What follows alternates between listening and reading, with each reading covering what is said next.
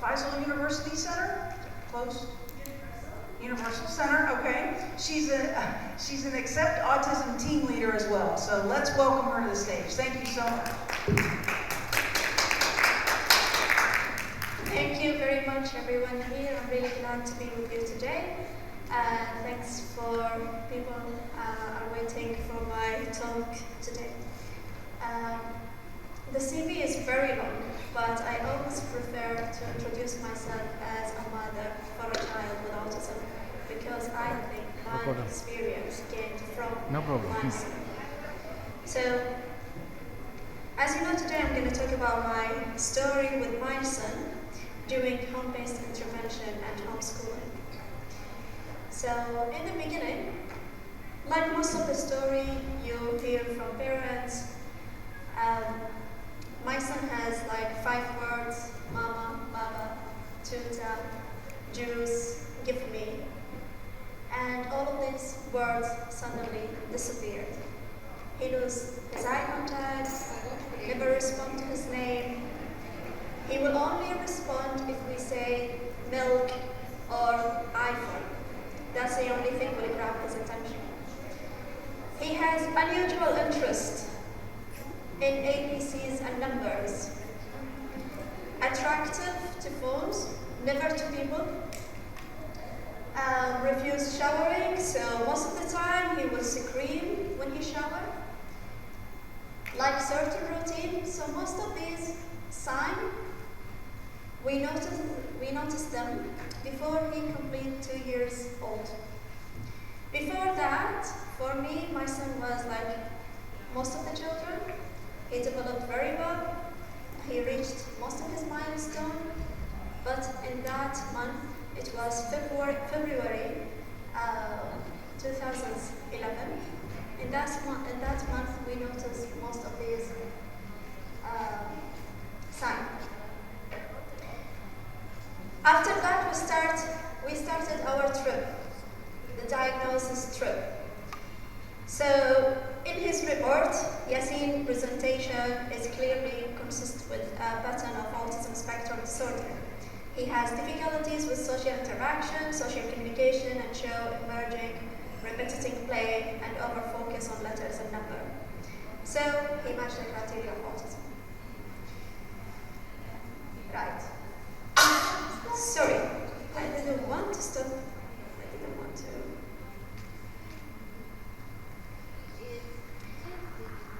We started early intervention. I tried my best to use most of the program that can be effective for my son during that time. You know, like as a mother, I didn't have too much background about autism, so I even started to attend workshop, training program, and I'm glad that in England, I lived there.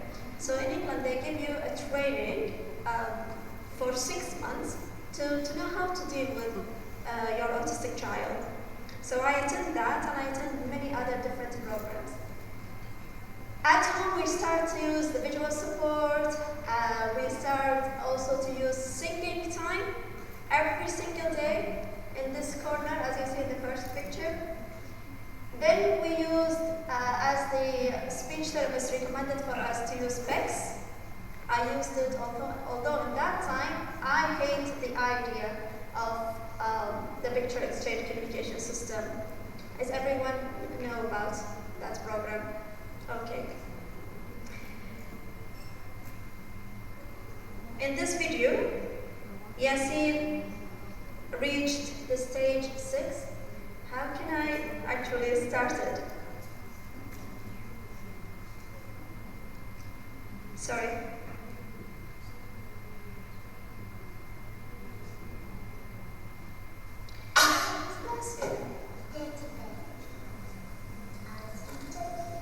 So we start from phase 1 to phase 6. Good boy. When you start to say some words. What do you see? I see horse. Good boy. I see horse. What do you see? I see spoon. Good boy.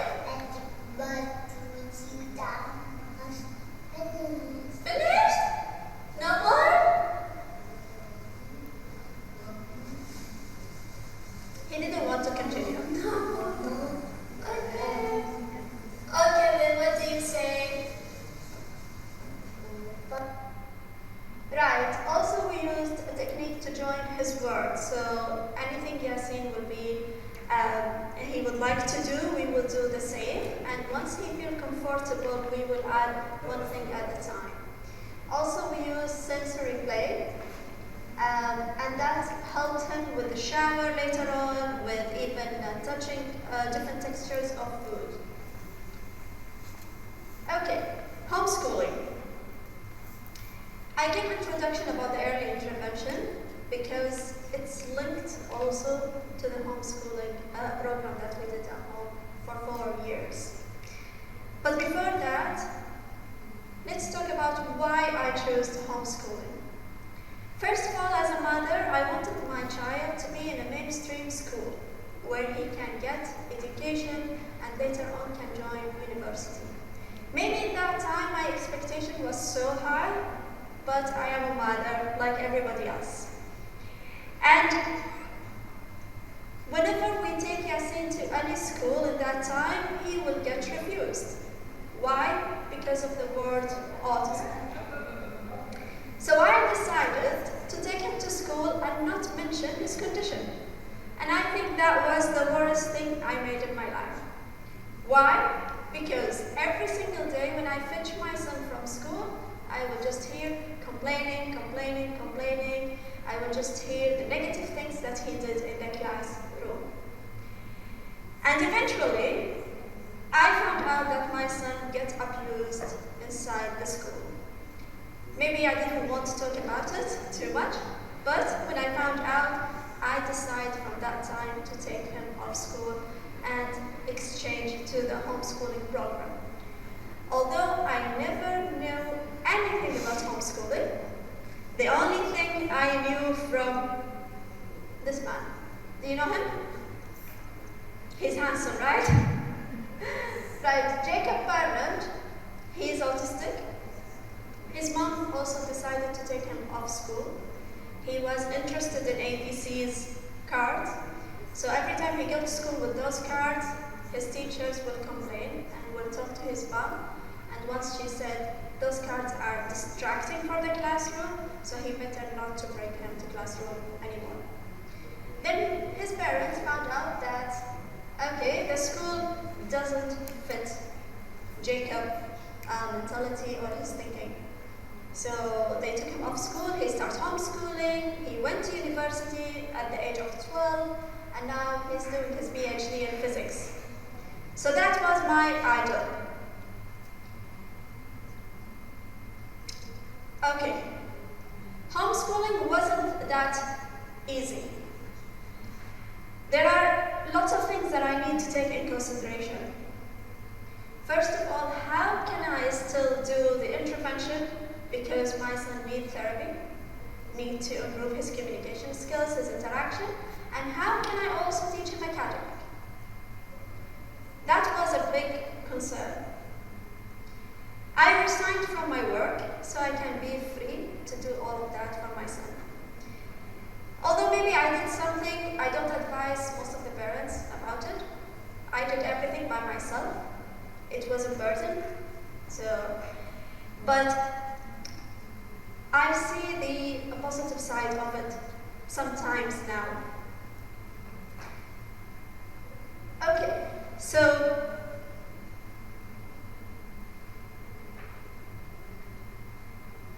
I focus on the strength that Yasin has. I used his interest. He used to like ABCs, as I said, and numbers. So I used this to improve his numeracy and reading skills. I used goals to increase language. So I'm using show and tell every day so he can have an opportunity to improve language. I used also story time. I used singing time. We used also play. Play was very important and essential in his schedule. So this is an example of the show and tell. Hi, Yasin, I'm making. Hi, Mama. Hi, Mama, I'm making. Okay, tell me. This is show and tell. Tell me how we made Play-Doh today. How we make Play-Doh today? Tell me. How we make Play-Doh Yeah, today? tell me how we make it. How we make it? We put Yeah, you put water. We put food color. Yes. We put salt and we put flour. Mm-hmm. And we mix it. We mix it together. Yes, and I can play. Show me the Play-Doh. See? Move. Show me. Move. Is it sticky? No. It's what? It's good. It's good. Do you like it? Look to the camera and tell me. I Look to the camera. like it. Really? Yes. Bye, Yasin. Bye. Okay, benefits of homeschooling. There are actually plenty of benefits. First of all, one-to-one. When our kids can't learn in a classroom full of students, maybe 20 to 25, they can learn through a small group or one-to-one. Also, flexibility. It was really great thing that I can offer too much break for Yasin. I can understand his sensory need, because in the classroom, most of them complain, how are you going to teach him? He never sits. He never pay attention. He will always on a move. He will leave the classroom. And there are a lot of issues that was happening in that time. So flexibility was really great thing. Reducing the sensory overload. As I said, we do too much break. I allow him to chew gum, which that never happened in the classroom. And chewing gum was increasing his attention with me. He will make him sit down and relax and pay attention. And when I give him task, let's say the task for 10 minutes, then we will have break for 10 minutes, physical break. And I can see if he frustrated, then I will ask him to do physical exercise to reduce his frustration and his anger. Any benefit do you think that you can get from homeschooling you would like to share with us? Anyone want to add any? Can you? Okay. Can you?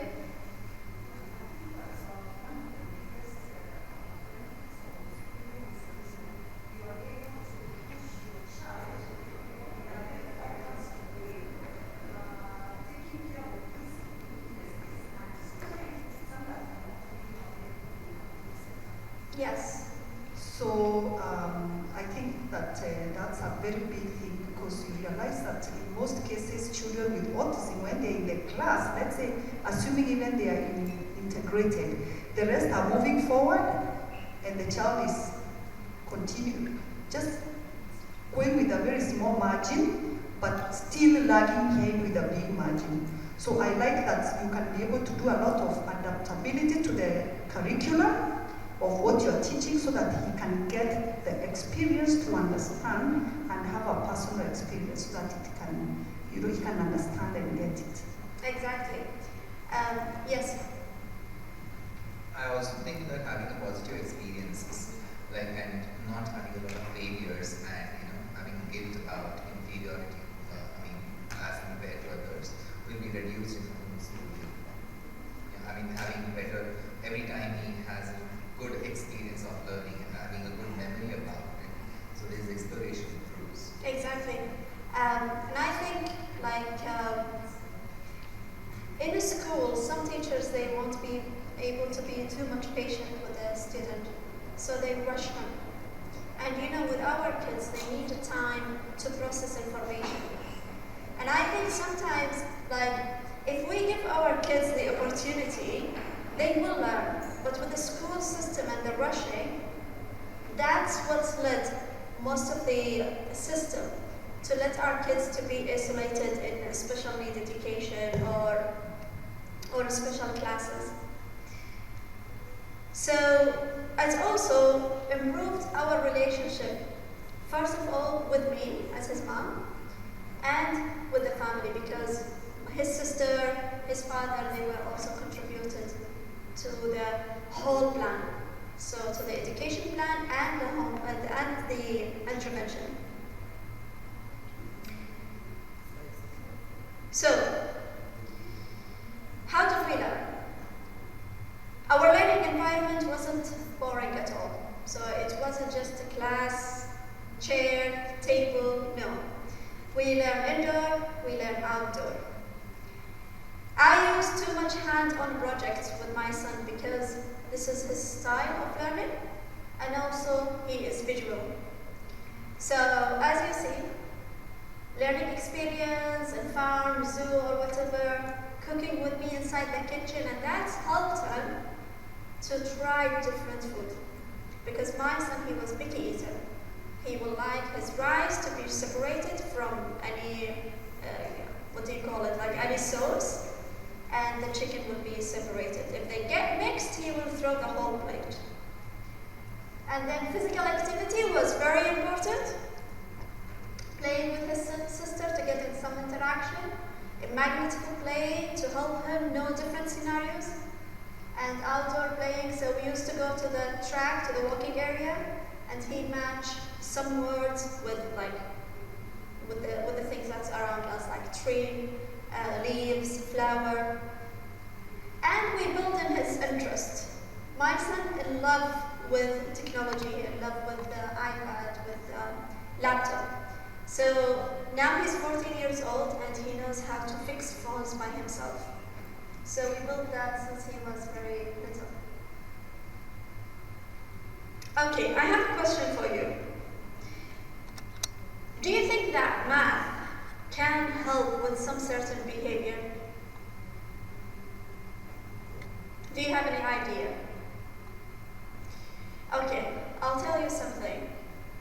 When Yasmeen was little, we have every day, every morning, yeah, and sometimes if we're lucky, we will have this incident maybe 3 or 2 times a week.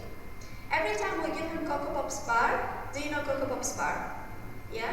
And if the Cocoa Pops bar broken into half, he will run, he will throw it in the garbage, and he will scream and cry for 1 hour. And I was like, what shall I do? Every morning, this is something repetitive happening. I start to hold the Cocoa Pops and check it before I give it to him. I even thought of taking the Cocoa Pops bar and never get it to him every morning. But then he liked it. This is something that he likes to eat. And not only the Cocoa Pops, even the biscuit. If we give him biscuit and the biscuit by accident broken into half, he will scrunch it or he will throw it and smash it with his feet. That's something was happening. So I thought, okay, how are we going to sort out this issue? Praying. Every time I give him the Cocoa Pops, I will pray. But that even didn't work. So one day, I was teaching him math. I was teaching him quarter and halves. First of all, by drawing. So we break we did like pizza, then we cut the pizza into half, and then into quarter, and then we break banana, and then I break Oreos, and then I thought, wow, what about Cocoa Pops? And he break it himself into half, and then he break it into quarter, and then he eat it, and he said the taste didn't change. And I think this behavior because his lack of flexibility. But with this lesson, everything was sorted out later on. So every morning, I don't have to check the Cocoa Pops bag, I don't have to care about it, this issue fixed. But maybe if he was in school, he would not get that opportunity to explore things by himself. Okay, now, the things that challenge us during homeschooling. As I said, it was 4 years. First years, I was super enthusiastic to do the program. Second year, I was enthusiastic. Third year, I was okay. But fourth year, I think the only one who was enthusiastic was my son. Because I was like doing things very slow. I did things by my own, so it was like really huge. You need people with you. You need like a group to help. The family was great, but they also, my husband has his work, my daughter has school. You need someone to be with you, to support you. Lack of resource. Not many people in Kuwait do homeschooling, so it was really hard to find people that following this. And then you get criticized from the family, because every time you speak about his improvement, they will tell you, no, but he's alone at home. You keep him locked at home. What about the improvement that he made? Nobody look at this, but they look about the socialization part. So, and one thing very, very important is about the future. The future was uncertain because first of all, in Kuwait, the homeschooling is not supported by the government.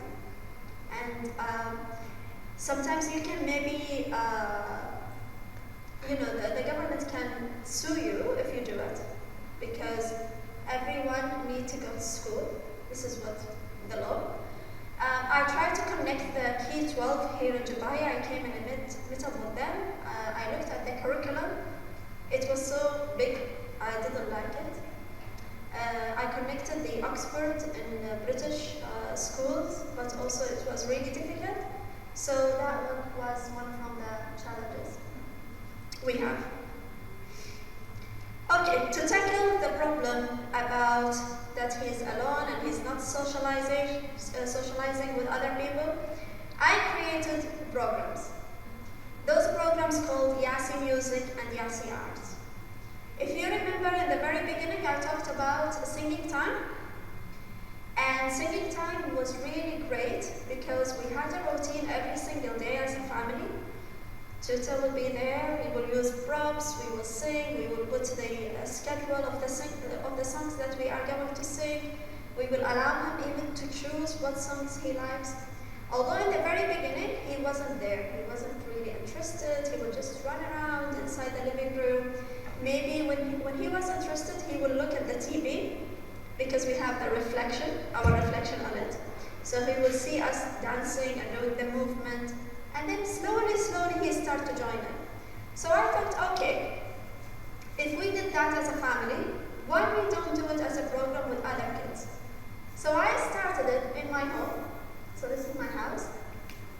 I opened the registration for people with autism and their siblings because I wanted him to see other people that they are not autistic so they can integrate. And we did a lot of nice things together. So they start to sing together, they start to hand objects together, they start to develop their imitation skills and many different skills as well. And here in Yassi Art, I didn't put a good picture, but I told you about something. I know it's difficult for kids with autism to do group work, especially in that age. They were like from 3 to 6 years old. But what we did, we let them do one single thing. For example, if the topic about farm, so Yasin, for example, will do the horse, the other kid will do sheep, the other kid will do chicken, and everyone have different things to do. And then on the wall, we will have all the pictures together, and we will show all the children their work, and we will talk to them about the farm. And will make them help if we continue to do this on a regular basis. Will help them to know that they are part of this universe. And they all can do different things together, like individual work, but then they can see the whole picture.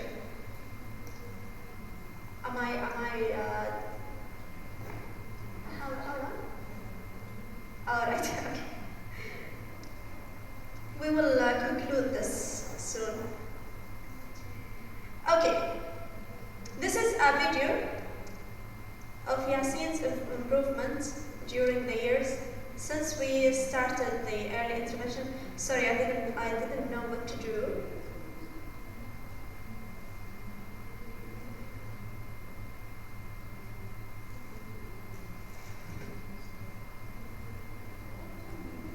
Okay, that's it.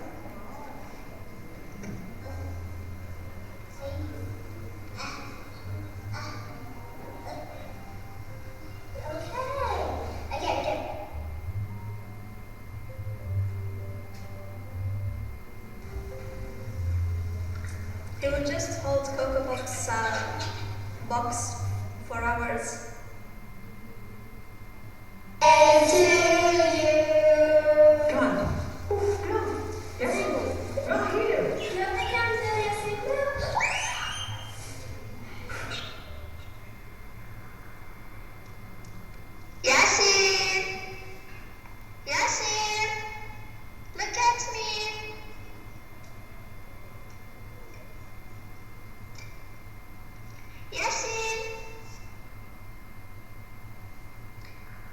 So this is his report. He has difficulties with attention and listening and playing, social use of language.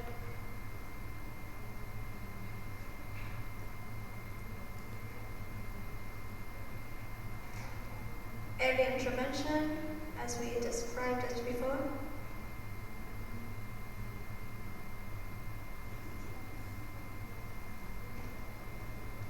Fix.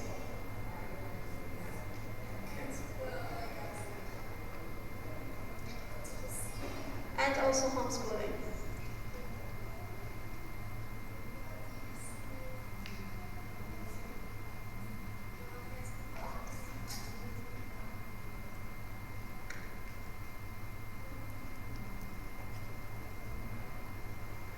So imitation skills developed. He was looking at the camera. Reading skills.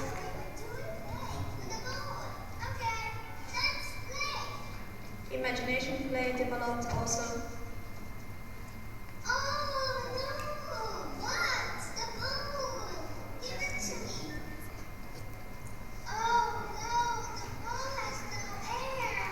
Alright, we will stop at this.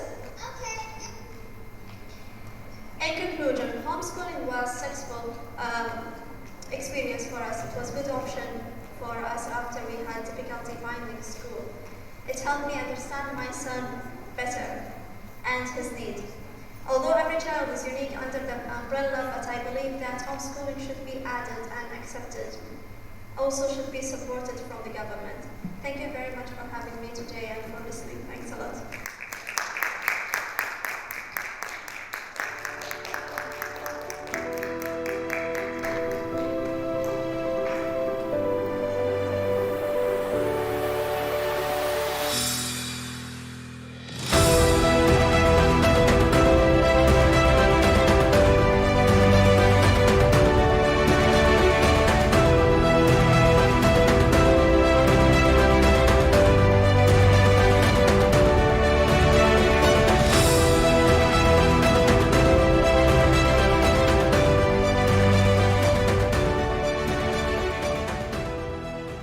Hello, everyone. It's really nice to be here, and we're going to have Dr. Temple with us live right now. Dr. Temple does not need an introduction. Can you tell I'm one of the biggest fans here? But Dr. Richard will introduce her. No, it's my great pleasure and privilege to introduce Dr. Temple Grandin.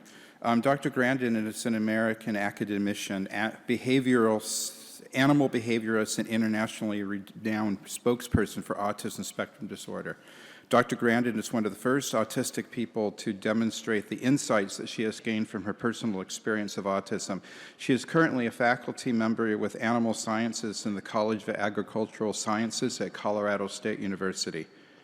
Based on her experience, Grandin advocates early intervention to address autism and support teachers and professionals who can redirect children and adults with in fruitful decisions and directions.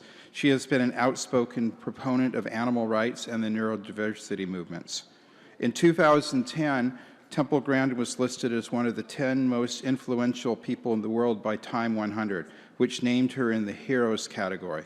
In 2011, she received a double Helix Medal and has received many honorary degrees from many universities, including McGill, Swedish University of Agricultural Sciences, Carnegie Mellon, etc.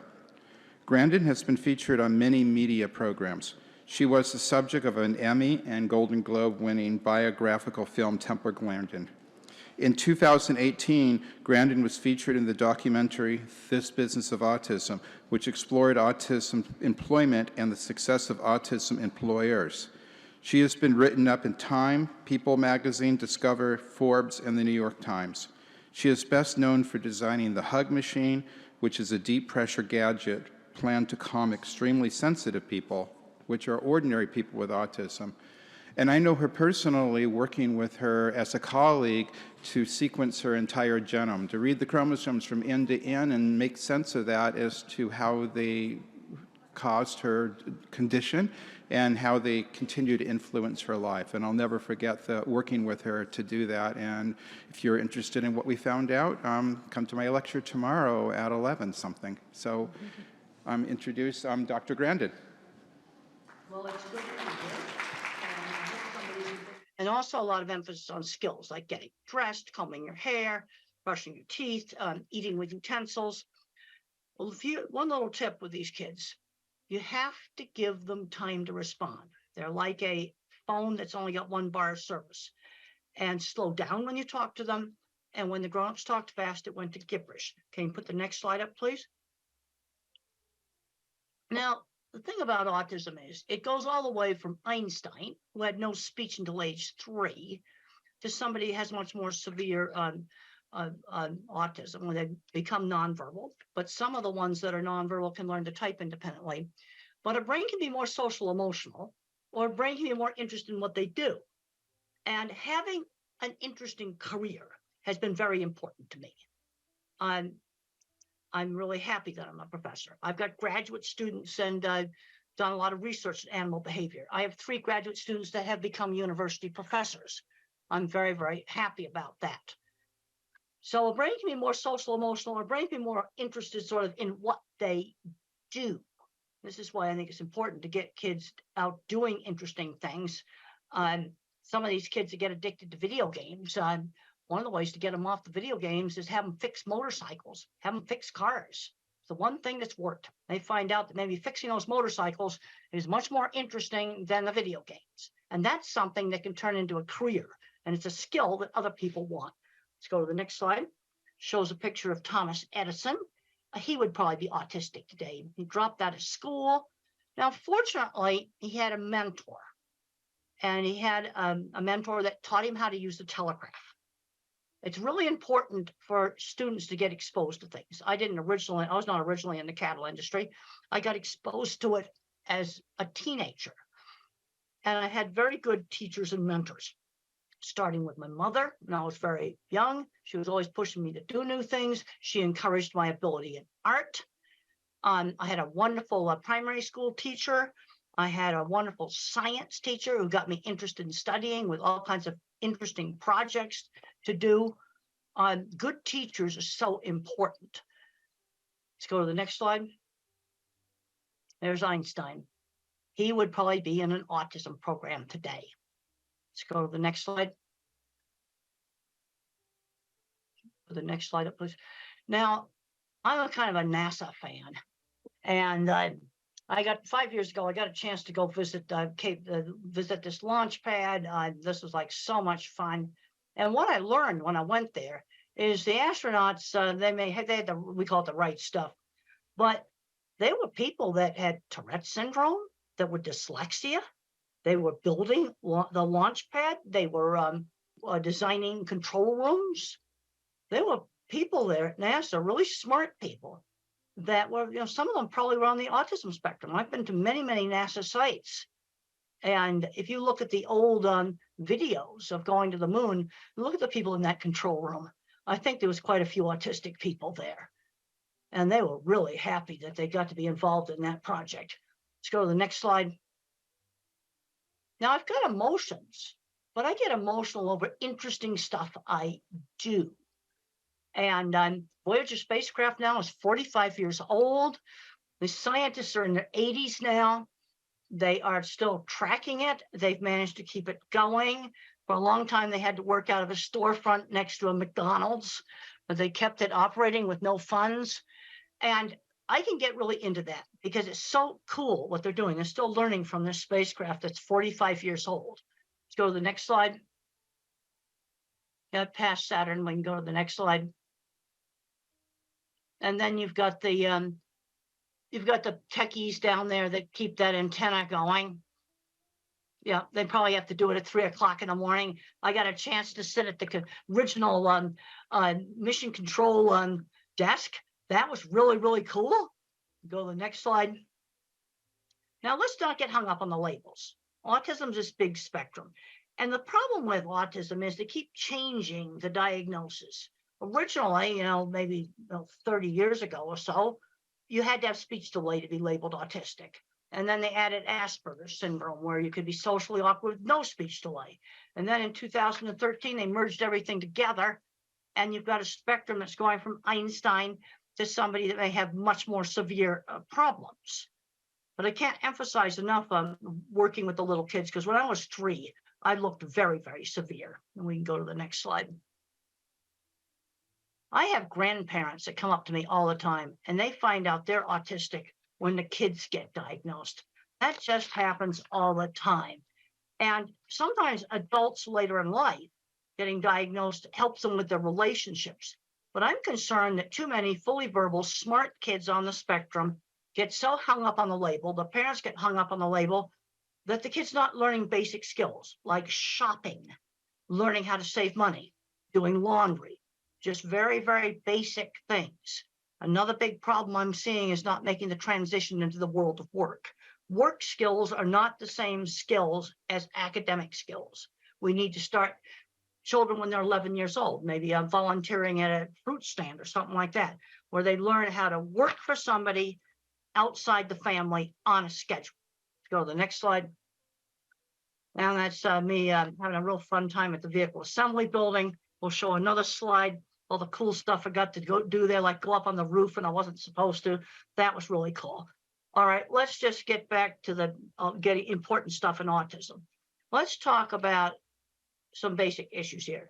Sudden surprises scare. Okay, let's say a child's going to go to a new school. We'll try to visit it maybe before they go there, or look at the website. The other thing that's difficult for a lot of individuals with autism is multitasking, when you rapidly have to multitask. But we've got to get these kids out doing stuff. We've just got to do that. And I was brought up in the 50s, and we used a method, I call it teachable moments. So let's say I took my drink right here and I stirred it with my finger. That's bad table manners.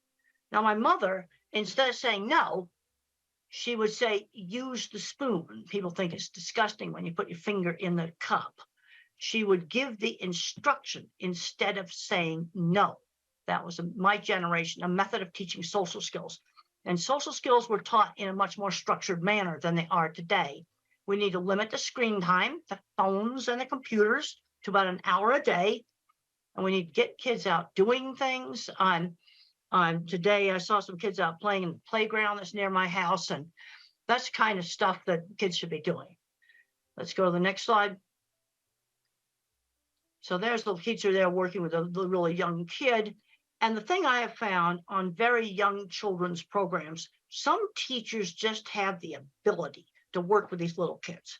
Now, if you've got a little kid that's not talking, the worst thing you can do is let them just sit and play with a phone all day. That's the worst thing you can do. You need to get an effective teacher working with them. And I find some teachers have the ability and some don't. Let's go to the next slide. Teaching turn taking. That was done with me with board games. You have to learn how to wait. It's something that's very important for young autistic children to learn how to wait. And we'll go on to the next slide. Teachable moments. We already talked about that. You don't yell and say, stop it. You give the instruction and the reason why. Let's go to the next slide. You need to limit the video games. One of the things that I was not allowed to do when I was in high school was just become a recluse in my room. I was not a good student. I was a terrible student, but I still had to attend to classes. You know, too many of these kids are just getting on the electronics and just staying in their room, playing video games all day, and they're not getting wonderful jobs in the video game industry. And if they were getting wonderful jobs in the video game industry, I'd be a lot more positive about it. But some young adults, again, addicted to video games, the one thing that was successful in getting them off of it was working on motors and engines. And they found out that they were more interesting than the video games. Let's go to the next slide. Now, my mother would always stretch me to do new things, but she always gave me a choice. You know, we could go to this store or that store, or you could do this activity or some other activity. Always giving choices. You can do your homework when you get home from school, or you can do your homework after dinner, giving some choices. And one of the things that helped me, being raised in the 50s, is we had sit-down dinners. And, you know, my sister and my parents would take turns telling about their day. Unfortunately, in some families, that's not happening. And this was part of getting me to be a lot more social. And you can learn business social. Another thing that was done in my family is when we were 7 or 8 years old, and it was done with most of the families of my generation, is when I was a little kid, I had to dress up in my good clothes when the parents had a party, and I had to serve the snacks. I had to shake hands with them, learn how to talk to them. Really, really good social training. Let's go to the next slide. Let's talk about sensory issues. Sensory issues are really real. And loud sounds like a school bell or a hairdryer or maybe a vacuum cleaner would hurt my ears. Now, one of the ways to help a child to tolerate these sounds is to let the child play with the vacuum cleaner, where they turn it on. They turn the hairdryer on. And when the child turns the dreaded noisy thing on, they often get to where they can tolerate it better because they are controlling it. Now, there's some kids wearing headphones all the time. And the problem is, if you wear headphones all the time, and that's on the next slide, the sound sensitivity may get worse. So what you want to do is have them with you. You can have them in your backpack. So they're with you. They give you control. You've got them with you. But then you try not to wear them. Because I've heard stories where they were wearing headphones all the time and the child got so sensitive, he couldn't tolerate quiet conversation at the dining room table. But sensory problems really are real. Sensory integration methods can be helpful. There's a paper you can look up online that's called Environmental Enrichment is an Effective Treatment for Autism. And it's a method where you stimulate 2 senses at the same time. Maybe touch a warm coffee cup and then smell some aromatherapy. So you're stimulating 2 senses at the same time.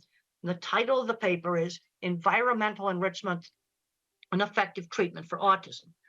Now, let's say we have a nonverbal older child or adult and problems with maybe destructive behavior or hitting. The first thing with somebody who cannot speak is give them a way to communicate. Not being able to communicate is totally frustrating. Also, you have to rule out, do they have a painful medical problem that they can't tell you about? That's the first thing you need to make sure they don't have acid reflux. I had acid reflux last night because I ate some hot sauce I wish I hadn't eaten. And my stomach was hurting last night. But the sensory overload, if they have a meltdown or outburst in a busy, noisy store, that is probably sensory overload. But we've also got to give them a way to communicate. That is just super, super important. There's a next slide just shows that sensory symptoms are part of the neurobiology of autism. Now, when I was a little kid, they tested me for 2 things, deafness and epilepsy. Now, I could pass the deafness test, but the problem is my ability to hear auditory details impaired. Like if the grown-ups talked fast, it was when adults talked fast, it's like, that's what it sounded like. Because I didn't hear the hard consonant sounds. Like if someone said the word cat and they said it fast, I would hear ah. So my speech teacher would say cat ta, or she'd hold up a cup and she'd say cup pa. And she switched back and forth between saying cup and cup pa. Because if people talked fast, then all I heard were the vowel sounds. Stretch out and enunciate the consonants, and sometimes hearing would kind of cut in and out like a bad mobile phone connection. There's kind of 3 ways that the brain can have a problem with language. Not hearing the auditory detail, where I'm hearing gibberish, trouble with getting my speech out, expressive. And then the next slide, I talk about echolalic children. And echolalic children, they have good speech and they will recite an entire movie script. But the problem is they don't know what the movie script means. That's the problem. So in Life Animated, what these parents did is this child had memorized Disney movie, and they picked out phrases in the movie that could be used in real life. And then their son started to figure out that words had meaning. So an echolalic kid, you've got to teach them that all this language they're yakking out has meaning. So there's kind of 3 ways the brain can be messed up. The next slide talks about attention shifting slowness. Now, if I was a computer, I've got a very, very small, I'm an Intel 286. I mean, if you're a computer geek, that's the first chip. But I have huge memory. Attention shifting slowness. This is why you have to give the child time to respond. The next slide shows attention shifting slowness. It's an old Ami Klin slide, and look at how the normal person's looking at the eyes. But the other more important thing in this slide is look at how many times the normal person looked back and forth compared to the autistic person who's trying to lip read. Attention shifting slowness. All right, now let's look at things where this could cause a problem at work. I want to see these kids get employed, and I want to avoid the jobs such as rapid multitasking at a McDonald's takeout window. That would be a very bad job. Another problem is I don't have any working memory. So if let's say I have to shut down the cash register at night at a store, and then maybe 5 or 6 steps, I need to write them down. I need to write the steps down like a pilot's checklist. Long yakety-yak strings of verbal information do not work with me. Let me make a pilot's checklist. Okay, and if you don't want to disclose autism, just say to your employer, pilots need a checklist. I need one too. And for pilots, it's mandatory. In every country in the world, pilots have to use checklists. Now, I'm talking about giving the child time to respond. When I was 5 years old in school, we had a little assignment where we had to name the pictures that began with B as in beautiful. So I called the suitcase a bag, and the teacher marked it wrong. And she didn't give me time to explain that in our house, they weren't suitcases, they were bags. And that was very, very frustrating for me. In the next slide, we're going to be talking about some visual problems. I don't have visual processing problems, but some individuals do. And vision might break up similar to a migraine headache. Or this next slide that shows an image that's breaking up. Seeing probably wouldn't be a primary sense if that's the way things look like. And this may explain why a number of people that do not speak touch and smell things, because those senses provide accurate information. And we'll go on to the next slide that shows an escalator. Now, in your brain, you have the eyes that work like a camera, but then in the back of the brain, there's circuits that assemble the graphics file for shape, color, motion, and texture. And if there's something wrong with those circuits, print may jiggle on the page when you try to read. These kids are often terrified of escalators because they can't tell how to get on and off of it. So you have a child that hates an escalator. The chances are he has a visual processing problem. And the eye exam may be more or less normal. And if you have a child that can't read, the next slide shows print jiggling on the paper. Try different pale colored papers. Now, this is my children's project book right here. Well, you see the light blue paper color right there. Try printing on the homework and the reading materials on maybe light tan paper, light gray paper, all these different colored papers. That sometimes really works for some types of dyslexia. Just try different colored paper, try different colored backgrounds on your computer, on your laptop, or on the iPad. The next slide, I talk about lighting issues. And one of the big ones now is LED lights that flicker. And one of the ways that you can determine if LED lights are bad is take pictures of them in slow motion. So you want to wave like this, because when you play it back, you want to make sure it's playing back in slow motion. and you're going to find some flat screen TVs that flicker. Now, tablets do not flicker. Most laptops do not flicker, but there's going to be some flat screen TV computer monitors that are bad. And this does not affect all people with autism. But I'm going to say that 10 or 20% may have a problem with seeing flicker of LED lights or on TVs and computer monitors. So what do you do if you have that problem? You go buy a lamp and you find an LED light that does not flicker and you put it next to the desk. And you can buy cheap ones that don't flicker. But this is something that's a real problem. And when I get asked about designing a school or a home for people with autism, I want to make sure we have LED lights that do not flicker. I just learned from a technical specialist that if a TV flickers, it has to do with the internet connection. But this kind of stuff needs to be fixed, and you can just test it with slow motion video. The next slide just talks about some more severe sensory issues. In noisy environments, I am not able to hear because of all the background noise. Cannot hear. And I also cannot follow very rapid chit-chat conversations where people get very social, chit-chatting back and forth very rapidly. I get bored with that. And there's questions coming up about masking. Some of that stuff's just too hard for me to do. But you can always do some business social. You know, shake hands with people.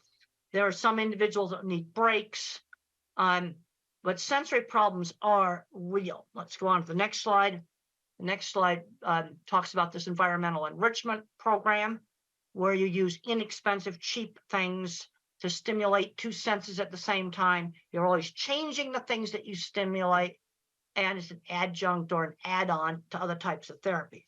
Now, the next slide shows some really wonderful books for that have been written by non-speaking autistics. Now, I really like How Can I Talk My Lips Don't Move by Tito. I had a chance to meet Tito, and he came into a library, and he was flapping and everything. And I wanted to see, I tested him with a really, really strange picture that he had never seen before, and it had an astronaut in a spacesuit riding a horse out in the desert. And I showed that to Tito, and he types really fast, Apollo 11 on a horse. Another good book's Carly Fleischman's, Arthur Fleischman's Carly's Voice. Then you got The Reason I Jump, the sequel to The Reason I Jump. I like the sequel. It's a better book. But I'll give you a little tip about the typing. Remember the problem with attention shift. Okay, like on this desktop, my keyboard's way down here. But when I type, that print appears way up here on the screen here, and the keyboard's down below where the video is. Now, many people with autism cannot make that attention shift. And that's the reason why you want to use a tablet, because the virtual keyboard, with using that virtual keyboard, the writing appears right next to the top of the keyboard. Or you're going to have to, on a laptop, put the keyboard on a box, and you need to make sure it's a monitor that does not flicker. This is really, really important. Next slide just shows some brain scans. And the point I want to get across right there, different parts of the brain get turned on when you do different things, like seeing things, hearing words, thinking about things. And where there's a problem in autism is in kind of the inter-office communications. And what you tend to get is uneven skills. Like I'm really good at art and mechanical stuff. Somebody else might be really good at mathematical stuff. And we'll just show some more pretty brain scans. Next slide shows, oh, that's my skull. Let's show the next slide. That's the microbiome. You see the little tiny hairs there. Those are axon tails, and they form great big inter-office communication cables between different parts of the brain. And then I can show you a slide without my ugly skull. And that's the connectome is much prettier when it's by itself. The next slide shows the circuit in the brain for speak what you see. Now there's the normal control right there, and I'll show you mine. Next slide. That's my speak what you see. And I have all these extra branches for visual thinking, but I have less fibers for speech. So that might explain why I had trouble getting my speech out. But when I had speech therapy, it increases the bandwidth on the fibers that are still left. And the next slide just shows that. But this is where the therapy made a difference because I had trouble getting my speech out. Let's go to the next slide. Now, if I speak what I hear, I am definitely not an auditory person. I am definitely a visual person. And we'll go on to the next slide. And I want to talk about the importance of developing strengths. That's an artwork I did when I was about 6 or 7 years old. Mother always encouraged my ability in art. It's a picture of a wooden dock or deck that was by the beach. And she always encouraged my my art. And the next slide just shows a picture a young child did in 3-dimensional. Most little kids don't do that. And I would just draw the same horse's head over and over and over again. So mother would broaden my skill. Let's draw the stable. Let's draw the saddle. Or if you have a child that likes cars, let's read about cars, do math with cars, draw pictures of different cars. In other words, broaden that fixation. Broaden the fixation, especially if it's something like cars, that can turn into a career. The next slide just talks about the art ability being encouraged. Often we'll have uneven skills, really good at art. I was actually terrible at mathematics, but then you're going to have another autistic person that's good at math. And we'll go to the next slide where it shows that the way I think, it's videos in my head or movies in my head. I'm what's called an object visualizer. And in my new book, Visual Thinking, The Hidden Gifts of People Who Think in Pictures, Patterns, and Abstractions, I discuss 3 different kinds of thinking that you can have in autism. Most people are mixtures of the different kinds of thinking. But in autism, you might get an extreme object visualizer. That's me. And the HBO movie shows how I think. My kind of mind's good at art, mechanical things, photography, working with animals, absolutely terrible in mathematics. And then you have the next kind of mind is the visual, spatial, mathematical mind. And the mathematical mind thinks in patterns. And then you have people that think in words. And it's important to, kind of know how the child thinks. That just shows eclipse shadows on where the eclipse, the trees made little tiny eclipses like a pinhole camera. That happened on our campus. I noticed detail. I watched a whole bunch of students just walk over that. They just didn't notice it. But I noticed visual detail. The next slide shows 2 things that can bother cattle, like seeing a car through the fence, seeing a piece of red string, seeing a bottle there that might move. Little things that people don't notice. Also in autism, there is there's some better ability to pitch discrimination. There's been a lot of research that shows that these sensory things really, really are real. And the next slide shows one of my cattle handling facilities. And how did I sell my work? One of the things I did to sell my work was to show off pictures of things I had designed. And one thing I really liked in the HBO movie is that it showed my actual projects. It also shows how I think in pictures. It's very, very accurate on that. And I can say that the geek side of me really liked that. The next slide shows a recreation of one of my projects in the HBO movie. I thought that was just so cool. I really, really liked that. The next slide shows starting on my very first project. Now, I had some good mentors in the construction industry. On my first project, the Swift plant, 1974, I criticized some welding, and I said it looked like a bird had poo-pooed on it, and that was pretty rude.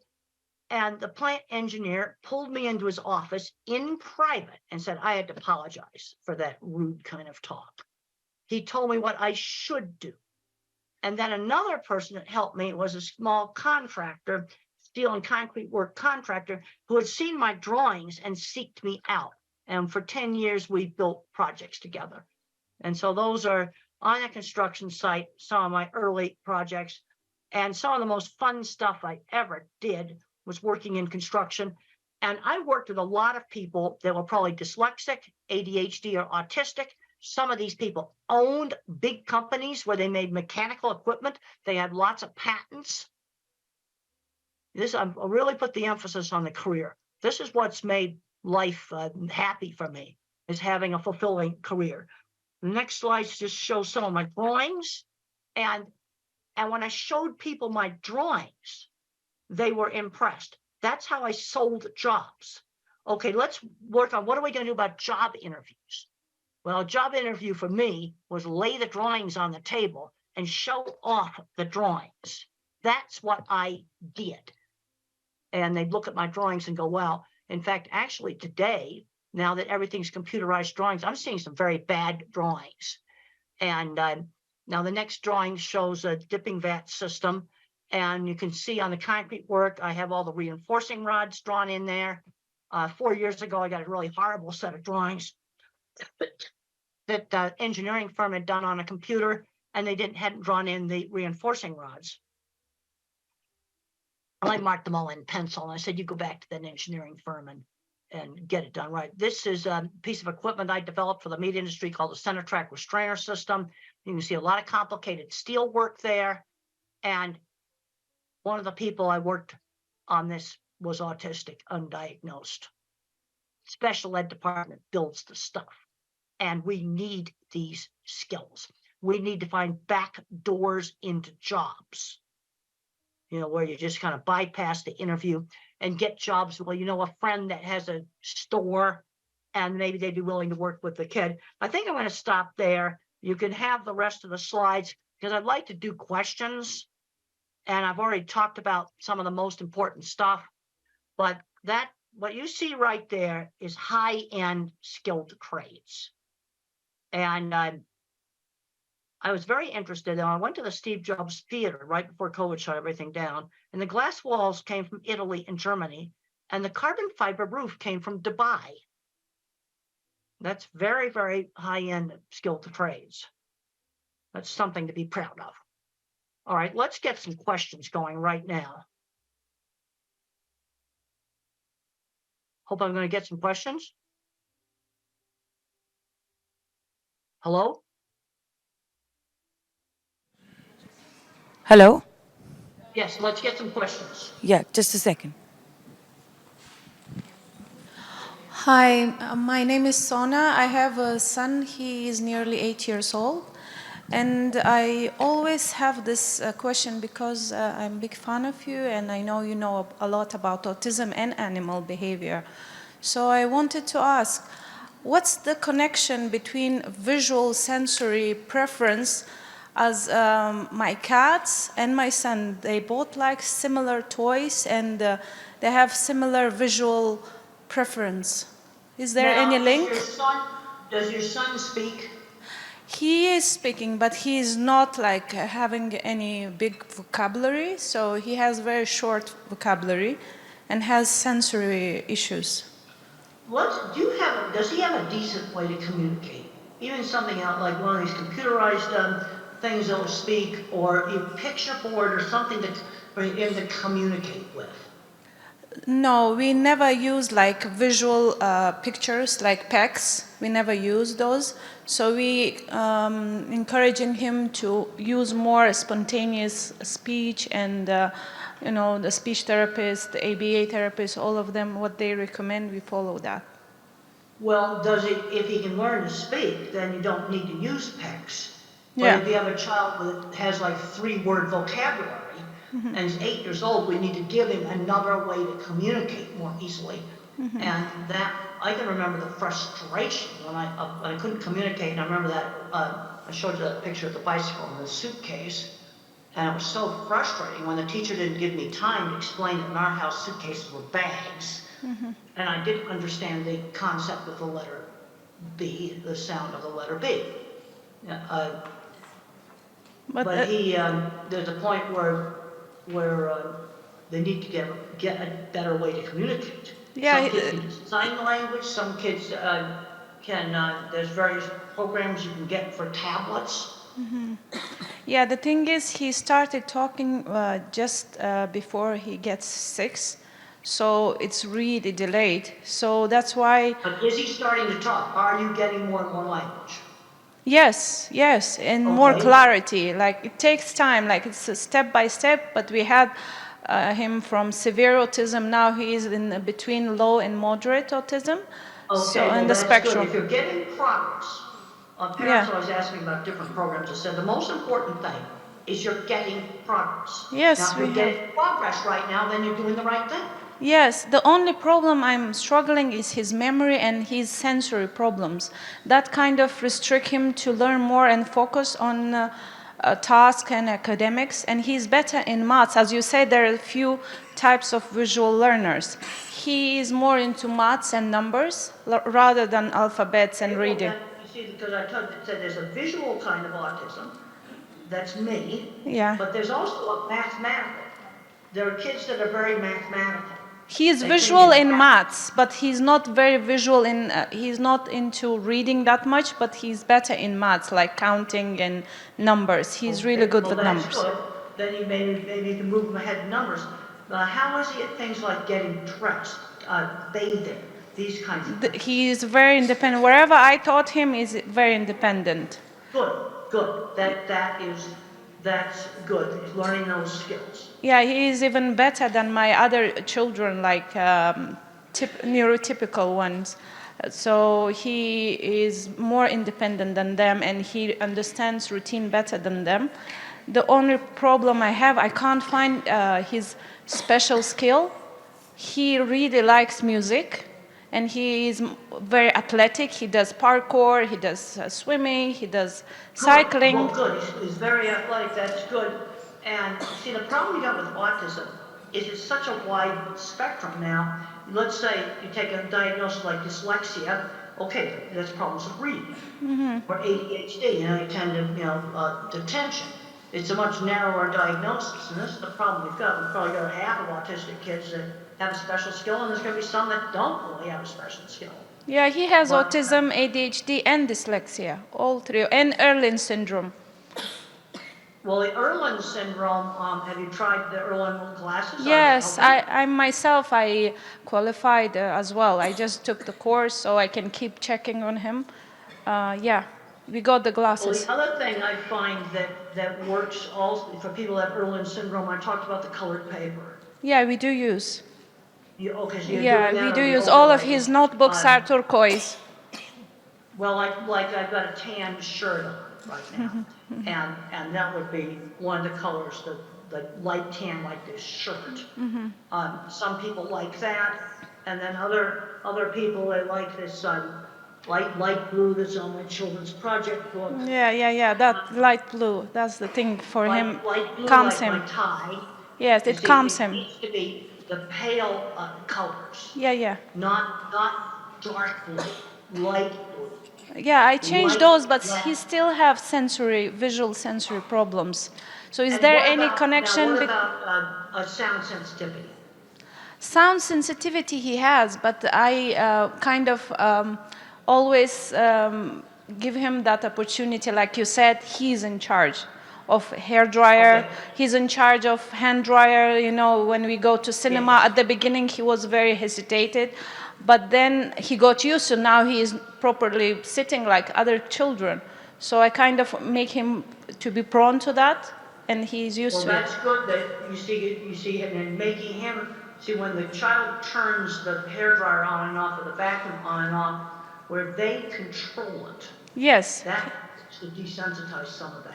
Yeah, but still I'm struggling with his memory and his visual sensory. Like my cat and him, they prefer the same toy. You know what I mean? Like he will kind of keep doing with that, playing with that toy, even though he has 1,000 other toys. But his preference. How is he taking turns at a game? He was not good. He was having meltdowns. He would get angry. But I kind of desensitized him with that as well, like on the cues of airport, like slowly by rewarding him using ABA techniques. And you don't ever surprise at the airport. Like you watch videos and I found that one of the things that I got afraid of them, if I made them interesting. Yeah, exactly. Sports. What one parent did about the hand dryers in the bathrooms, they went to the websites of all the manufacturers of the hand dryers, And then they got interested in how they worked, and they collected all the websites of hand dryer manufacturers. No, seriously, this actually helped. Yeah, it's the same with him. Wherever we start with, like even food diet, we started with him. At the beginning, he didn't like. Now he loves healthy, clean food. He wouldn't eat rice. Before, he was addicted to all these carbs, rice. Oh, yeah, it's bad. Now he And wouldn't eat. I get worried that some of these kids with these restricted diets are going to get the old vitamin deficiency diseases. There was a horrible case where a kid got scurvy, which is vitamin C deficiency, because the diet was so restricted. Maybe we need to get somebody else to ask a question. I want to give somebody else a turn. Yeah, sure. Thank you. Hi, good morning and nice to meet you. You made a point about people who don't speak much, they're more on touching and smelling things. And I just wanted to know how can that be helped and how can they be helped to speak better? Well, if you read, I really recommend that you read Tito's book, How Can I Talk If My Lips Don't Move? It is available in an electronic book. I checked Amazon recently, it is available. And he talks about vision being scrambled. Also, the Japanese boy in the sequel, which I think is a better book, he talks about being like a broken robot and having problems with controlling his movements. And if you have an older child or an adult that's either non-speaking or very poor speaking, I really recommend these books because it gives the inside view of their issues. And I don't have scrambled vision. I see just fine. You see, this is where autism has all these variations. But some of them get scrambled vision, and then smell and touch actually work. Those senses are giving accurate information, so then they tend to use them since they work. So the wish. Really recommend those books. I've got a PDF here. I'll just hold up that slide again of those books right there. If you have an older kid or an adult that doesn't speak, those books are going to give you so much insight. They type independently. Nobody's holding their wrist or their arm. They type completely independently, and they describe sensory scrambling. Now, I don't have this. I have sound sensitive. And then there's some, I had a student that had a problem with print jingling on the page. But see, this is where the sensory stuff is so variable. This is sensory problems a lot worse than mine is. Good morning. My question is how to teach taking turns. There is a child, 8-year-old. He struggles with taking turns. He can't wait. And while playing... That was the reason why when I was 3, we spent a big part of my therapy was learning how to wait and take turns in games. How do I teach? How do I do it? Like sometimes there's a video activity happening and there are 3 kids. One after another they can watch their favorite video clip for maybe 5 minutes. But he can't wait for others. Well, let's do something where it's shorter than 5 minutes, okay. Like a board game. We played a lot of Parcheesi, which is a very simple board game where you shake little cups with dice in it, and you move little wooden pieces around on the board. And I remember grabbing that cup, and Mother said, "You've got to wait for your sister to take her turn."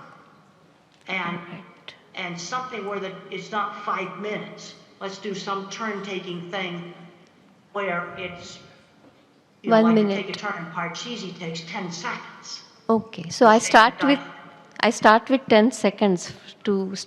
The first activity should be very short. Well, but the thing is, my speech teacher that I had years ago, this would be like in 1950. Okay.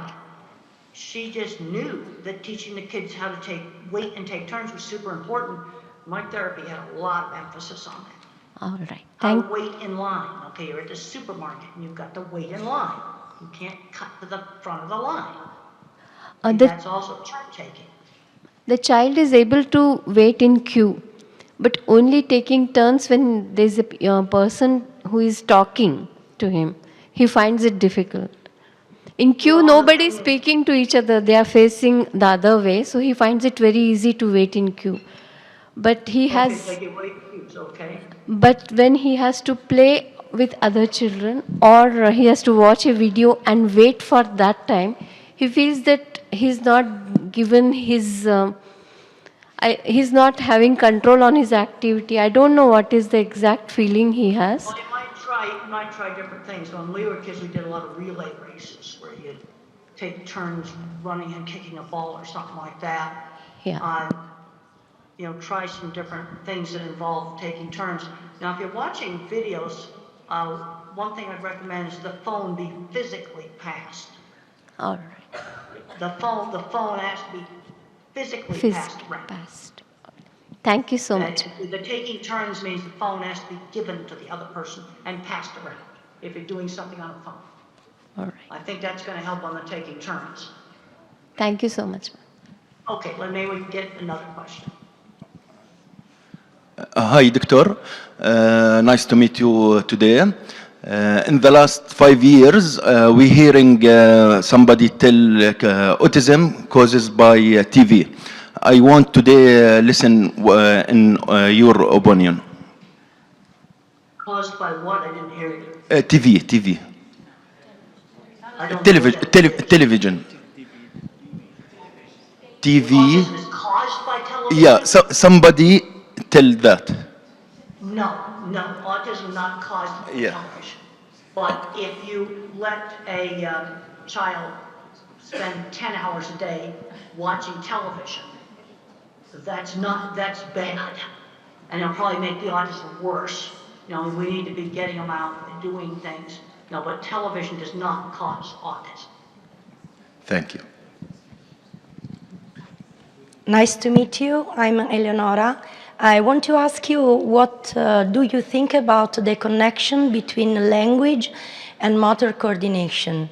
Is it important to improve motor coordination in autistic children, to improve also language? What do you think? Well, there's some really interesting things that's happening with horseback riding. And I've had parents tell me that their kid did their first words on a horse. Now, there's three things that happen on a horse. First of all, riding horses is really fun. Yeah. But the other thing is you have to balance and there's rhythm. You're doing balancing and rhythm at the same time. Now, occupational therapists and sensory integration might get you on a swing and do some of the same thing. But when you stimulate the vestibular system with balance and rhythm, that can be real helpful. Another simple thing that might work is you nail a board to the floor, and then you have the person walk, what we call walk the tightrope like this, along a board that's nailed to the floor. I mean, it's only like that far above the floor. But you do these activities that stimulate the cerebellum. Yeah. Things like swinging. There's a paper I worked on years ago with Lorna King.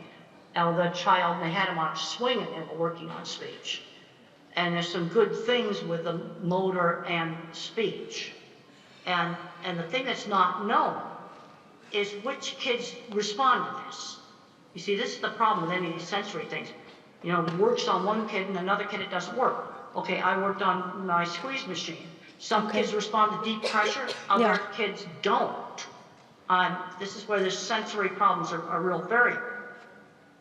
But some individuals, they do swinging, balancing, rhythmic activities. That can help on speech for some individuals. Okay. We can use also music, for example, rhythm. And that is very important. The other thing is there are some individuals that can sing words before they speak them. Yeah. Singing is on different brain circuits. So they could sing the words rather than speak them. Sometimes that works. Thank you. Thank you. Thank you, Dr. Grandin, for wonderfully sharing your insights as an autistic person. One thing that has caught my arm is that your parent, your mother, played a very key role in Absolutely. And then another book you might find helpful, I got a book called The Way I See It, that's I got a lot of little short articles in it. It's available on Amazon. That might be helpful. Thank you. Yeah, I also have a lot of information on website, templegrandin.com. There's templegrandin.com. There's lots of free information on that. Thank you. So I'm a mother of triplet boys with autism. They are 11 years old, all different. They are all on a different spectrum.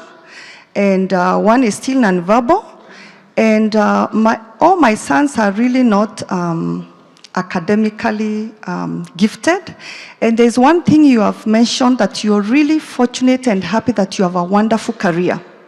Now, I would like to request if you can share, one word or a direction to us parents.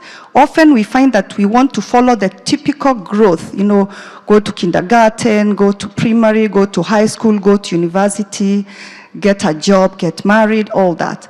But most of our children with autism don't really seem to fit there. What can you tell us? The thing, you have uneven skills. I'm a big believer in getting children exposed to lots of different things. I did all kinds of things when I was a child: cooking, sewing, woodworking, art, music. I was taught musical instruments, and I was terrible at musical instruments, but good at art and mechanical things. And so you expose kids to lots of different things, then you can see what they are good at. But I know, like you look at this equipment here, I've worked with people where a single welding class led to building things like what's shown in that picture. And then another kid, it might be mathematics and programming. Some you have to expose them. And then you've got people with autism that are not going to be building equipment, they're not going to be doing mathematics and programming. Let's say you have a kid that's good with numbers. Well, then show him other mathematical stuff. Here's some really cool pattern stuff right here I found in one of my science magazines. With those patterns, they all have mathematics behind them. Isn't that cool? In a science magazine. Yeah. There's some kids that are going to just, they may be gifted in that. You see, this is the problem. You're really good at one thing, sometimes really bad at something else. And the people that build the equipment, like you see there, complicated stuff, most of them could not do algebra. It's all pure visual thinking. But they're building stuff like that. Thank you. I had a chance to go on a corporate jet the other day. The guy that took one welding class, he builds entire beef plants, and he just has them memorized in his head. A single welding class. He's building entire beef plants. Unfortunately, we're running. He's not autistic. He's not autistic. But I did work with several other people in metalworking that I'm pretty sure were autistic. We're out of time now, so we're just going to have one more question. I know that we would. One more question. Hello. Midnight or whatever, I'm going to go to bed. But I'm really glad that I was able to get up and talk to everybody. And free to give the videotape around to people. There's more slides in this deck. You can go ahead and give people the whole slide deck. It just wasn't time tonight to show all the slides. Hello, Dr. Grandin. Thank you so much for the presentation. My question is, right now I'm working as a general practitioner, but when I was a teenager, I had a distant cousin who, at that time, he was 7 years old. He has symptoms of aggressive behavior and at times, but most of the times he's a very quiet kid. He won't interact much and everything, but the aggressive behavior is the key point, like it's almost disruptive. And later on we diagnosed he has autism. But how old was he when he was doing the destructive behavior? At 7 years old. And because of that, his whole family also have a history of mental illness, like other mental illness. It's stigmatizing, it's so traumatizing for all of them, especially the boy. So how to deal with autism children with aggressive behavior? I had aggressive behavior when I was 7. There was a penalty for it. There was no television for one night. For aggressive behavior. The other thing you have to look at, what is bringing it on? Is there a problem with frustration with communication or with sensory overload? Communication.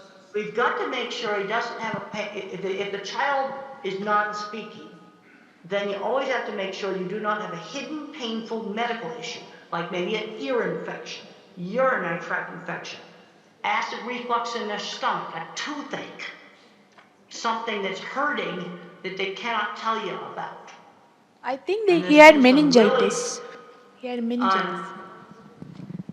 I also had problems with things like getting aggressive when I was a child was worse when I got tired. Mother had a pretty good sense of when she needed to just say, I need to go to my room and like just calm down. But when I was 7, I was fully verbal and there were consequences for aggressive behavior. No TV for one night. And then I threw a big tantrum. Mother would put me in my room and let me calm down for half an hour. And then she'd say, well, you know the rule. You join the family now. But there'll be no television tonight. And I understood consequences, but I think there's some individuals where they may not make the connection between the tantrum they had at school and no television that night. See, this is the problem you've got with autism. You've got such a big range.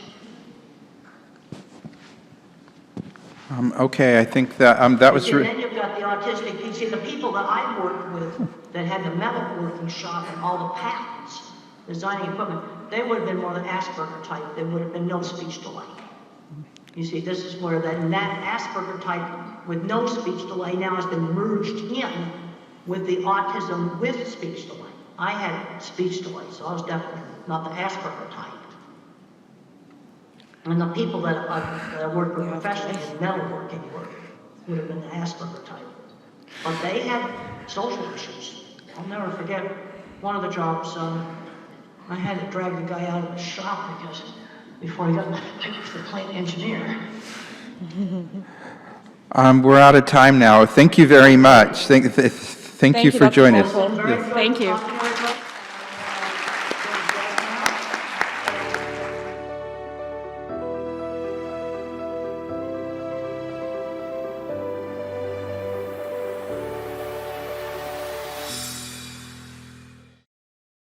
And it's my honor to introduce Dr. Alok Sharma.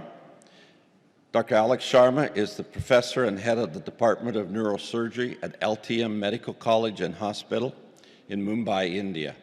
He is also the director of Neurogen Brain and Spine Institute and KLS Institute of Anti-Aging, both in Navi, Mumbai. He is the president of the Stem Cell Society in India and vice president of the International Association of Neurorestoratology.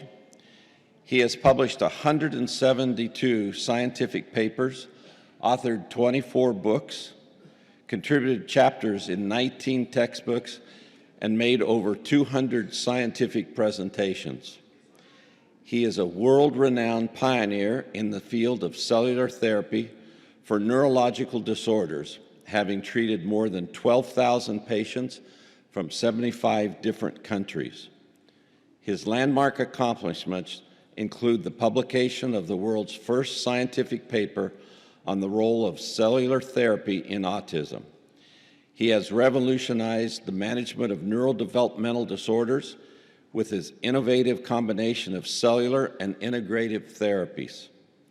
For this, he has received several international and national awards, such as the Rose of Paracelsus Award from the EMA Oxford 2016, the European Award for Best Practices, Brussels 2018, the Bharat Gaurav Award, London 2019, the Newton Universal Legendary Award, Boston 2022, the Sino-Phil Asia International Peace Award, Manila 2023, etc.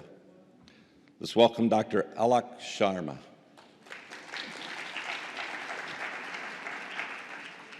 This is truly amazing. To be in Dubai, to be at this wonderful international conference for autism and neurodevelopmental disorders, but most important, to be able to give a talk immediately after Temple Grandin. What an honor. I had never thought in my life that, one day I'd be speaking after the legendary Temple Grandin. Temple, you're just so amazing. You're not you, your life, your thoughts, your work, your effort is not just an inspiration to people on the spectrum, to their families, but to all of us caretakers, researchers, and doctors in the field as well. So I'd like to begin by thanking Temple for the wonderful and amazing talk that she just gave. I'm going to speak on a new topic, that's regenerative medicine in autism spectrum disorders. When I give a talk, I like to begin with this picture. This is a picture, this is a painting, a huge painting, the size of this entire wall, which I found in a hospital in Howlin, Taiwan. And when I entered that hospital, I asked them, why is this picture here? They said, this is a picture of Lord Buddha going into the jungle to heal. And they said the job of the physician is to reach out to people who are in suffering and heal them.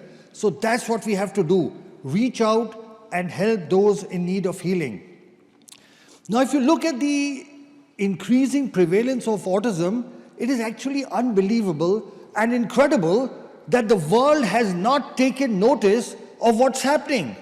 You look and see in 2004, the incidence was 1 in 166.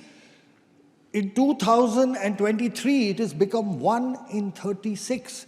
At this rate, in the next 2 decades, every third child will be on the autism spectrum.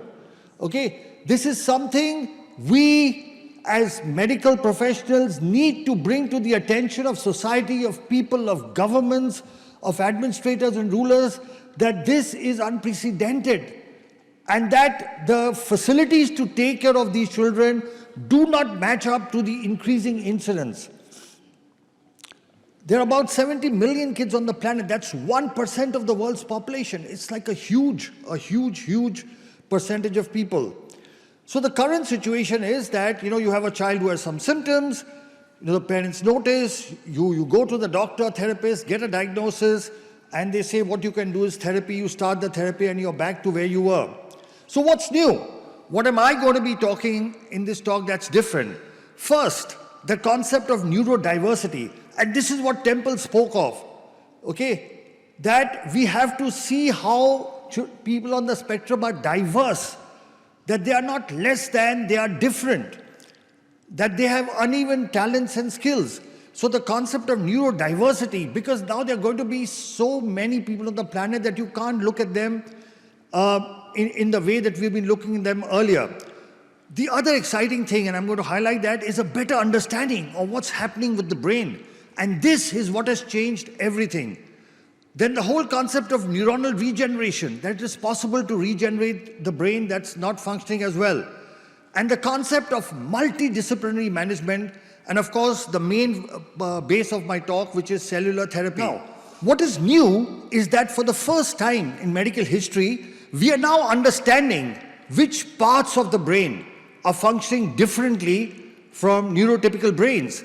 And we have done scans, we've done a lot of research in this area, and you can see that list: the amygdala, the hippocampus, the parahippocampal gyrus, the cerebellum, the caudate nucleus, the mesial temporal lobes, thalamus, superior and middle temporal poles. So we've actually identified very clearly which parts of the brain are functioning less. We've also identified which parts of the brain are functioning more. Our focus so far has been on what these children can't do. What we also need to look at, which parts of their brain actually are functioning more than what neurotypical people do. And there are actually parts in the calcarine fissure, the Heschel's gyrus, cortical frontal areas that function more. They are hypermetabolic. So we need to understand this as well. And our work has been published in a landmark paper, among the first of it's in published literature in the World Journal of Nuclear Medicine, where we've clearly highlighted which parts of the brain work less and which are working more. Now, what we found here, and this is the only thing that we need to give attention to, because Temple again keeps talking of early intervention. She keeps talking about early intervention, and I'm going to show you the scientific base of the need for early intervention. And that is this. If you look at this graphic, you will see that, you will see that the brain metabolism over the years keeps on declining. So what you see in light green is how the brains of neurotypical kids, the brain metabolism keeps on increasing. Whereas children on the spectrum is the light blue, you can see it keeps on declining. What does this mean? It means the earlier we treat the children, the early intervention is there, the better results, because the later you treat them, the hypermetabolism is actually increased. So the old thinking was that once the brain is damaged, you cannot regenerate it, and the new thinking is it's possible to regenerate the brain through cellular replacement and repair. The other thing that has changed in autism is the concept of multidisciplinary management. So far what would happen is a person specializes in something and then that's all they would offer. So if you're a center that has occupational therapy, you focus on occupational therapy. You have a center that does speech therapy, you focus on that. But what is the need is a multidisciplinary management, which includes everything, all the things listed, and cell therapy, which I will talk about, is one of them. So there is no one silver bullet. The management of autism will be multidisciplinary. So look at that. On the left-hand side, you see a fractured bone. And I ask yourself, will you give rehabilitation to a person with that fractured bone? Would anybody give physiotherapy on a broken bone? Now look at the left. You go to an orthopedic surgeon, you get it fixed, don't you? And now you give rehabilitation. But in autism, we do exactly the opposite. On the left-hand side, the blue area is the hypermetabolic brain. We are giving rehabilitation on a brain that's not functioning optimally, and then we are expecting results of a normal brain. It won't happen. But through cellular therapy, you can see on the right-hand side, the brain has started functioning again. Now, if you give rehabilitation, you are bound to get better results. So cell therapy is a promising new modality where you use healthy cells to replace damaged cells. So that's the brain damage, and you can see that there is recovery. So now look and see what are stem cells. So the word stem comes from the stem of a plant, and just like from the stem of a plant, you can have leaves, fruits, everything else. There are some cells from which all the other cells arise. So the way stem cells work is they multiply, they convert into other cell types, they improve the blood supply, and they release certain positive growth chemicals, and because of that, they repair, they regenerate, and they replace damaged tissue. Cells are of two types. You can be autologous, when you take from the patient, put it back in the patient, or donor cells, when you take it from somebody else. There are different types of cells. You can get them from the embryo, but this is very controversial, so we do not use it. You can get them from the umbilical cord. You can get it from the patient itself, from the bone, and that's what we use. They are called adult stem cells, and induced pluripotent stem cells are in the research stage. So we work with adult stem cells because they are safe, they don't form tumors, they have no rejection, they are easily obtainable, and there are no ethical issues. There are different ways of injecting stem cells. You can inject it intrathecally into the spinal fluid, that's what we do, or intravenously, intramuscularly, through the nose, or directly into the brain.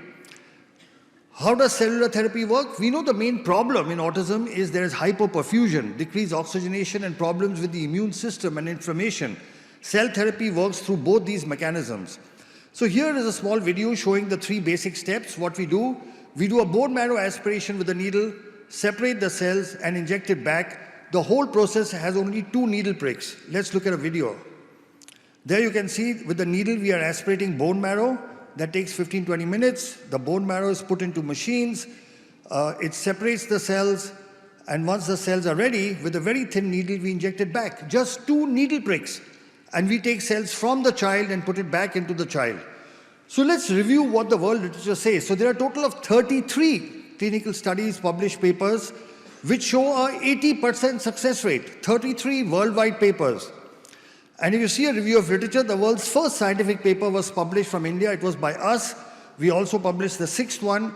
The others came from China, Italy, America, etc.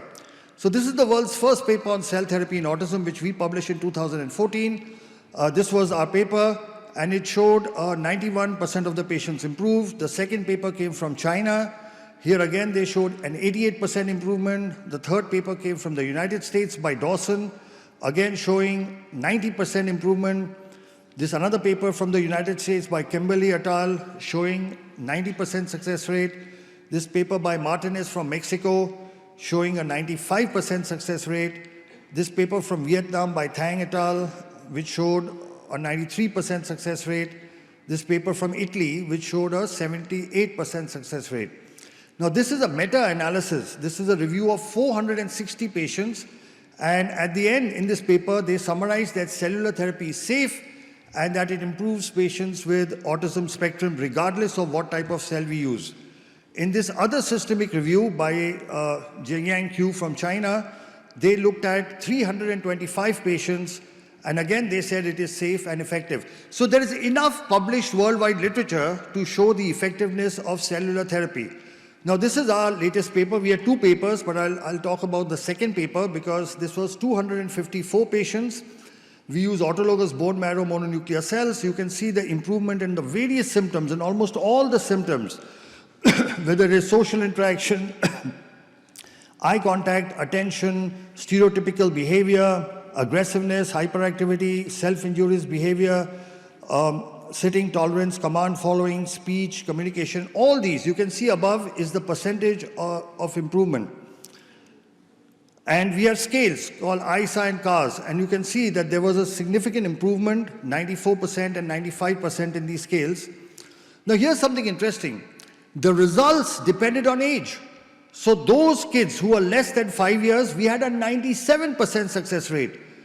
Between 5 to 10, it reduced to 94. Between 10 to 15, 94 again. And 15 and above, it was 91.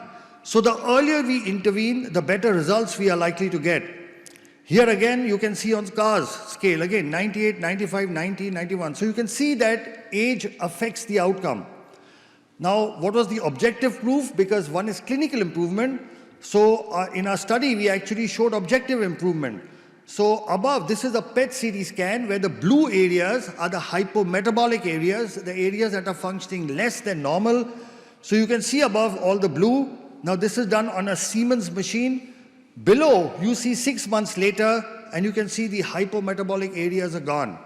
So this is objective proof. I'm just showing you 1 or 2 scans, but we have almost 3,000 such scans before and after that show that the brain damage, the parts of the brain that are not functioning appropriately in autism, they can be repaired. And this is proof of that. So this is on a Siemens machine, and this is on a GE machine. Again, you can see the cerebellum, blue area, hypometabolic, and below you can see that it has improved. So on 2 different sets of machines, Siemens machine and General Electric machines, both show before and after improvement. We have a total of 6 scientific publications in the results of cell therapy in autism. And now international books, medical books are introducing chapters. So in this book on recent advances in autism, there is a chapter, Stem Cell Therapy in Autism Spectrum Disorders, and they've asked us to write the chapter. So we've written the chapter for this book. Now this is data, what I showed you earlier was published. This data of 1,000 patients has been sent for publication. But just to give you an outcome, this is 1,010 patients. And again, you can see more or less similar symptomatic improvements. Again, the ISA and CAR scales, good improvement. Individual domains of ISA. And age-wise, again, you can see the same thing. Below 5 years, 89% improvement. Above 15 years, it dropped to 80%. And this is the analysis. You can see above the blue areas, the damaged areas, and below, after cell therapy, you can see that the brain has got activated. You can again see above and below. So complications. So we've had no major complications. There has been no neurological deterioration, no infection. However, one major concern is that 3% of our patients develop increased incidence of epilepsy when they already had epilepsy in the past. 10% of the patients get a spinal headache which lasts for 1 or 2 days immediately after the procedure, and there was some nausea, vomiting, local pain, etc. Now we've published this as a separate paper. People normally like to hide their adverse events. We've published a paper saying that seizures may happen as an adverse event because there is no treatment which does not have adverse events. But if you know it, you can actually manage it. So we've published this as well. Now I'll just show you a couple of videos. Just if you have little time, so yeah, we have some time. So I'll show you a couple of videos. There are three sets of patients from 3 continents. This is a child from America. Father was a cardiologist, mother is a nurse, and he's improved so much. Today, this kid is not only completely off the spectrum, this video is a little old, but he's topping in school and he's doing wonderfully well.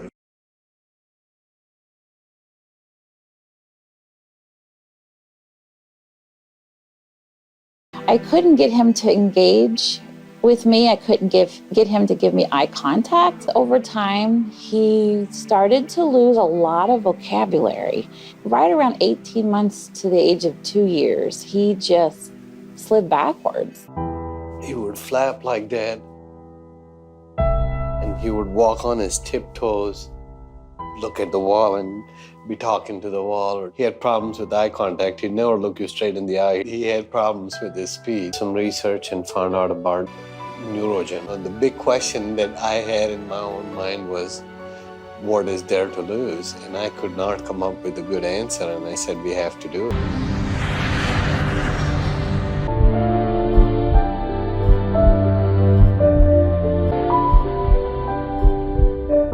We started seeing better eye contact, definitely a difference in his engagement with us, with his sibling, his mood. He was so much calmer. Now he's all about taking his own shower. I have to just prompt him to get out, but he'll wash himself and he'll put his clothes on. Saw the PET scan images. I can't tell you the word, we were just so excited and thrilled. The areas that were hypoactive or non-active were warm. There was activity there. Ganesh has gone from the 3rd grade, 4th month reading level to a 7th grade, 1st month reading level in 5 months.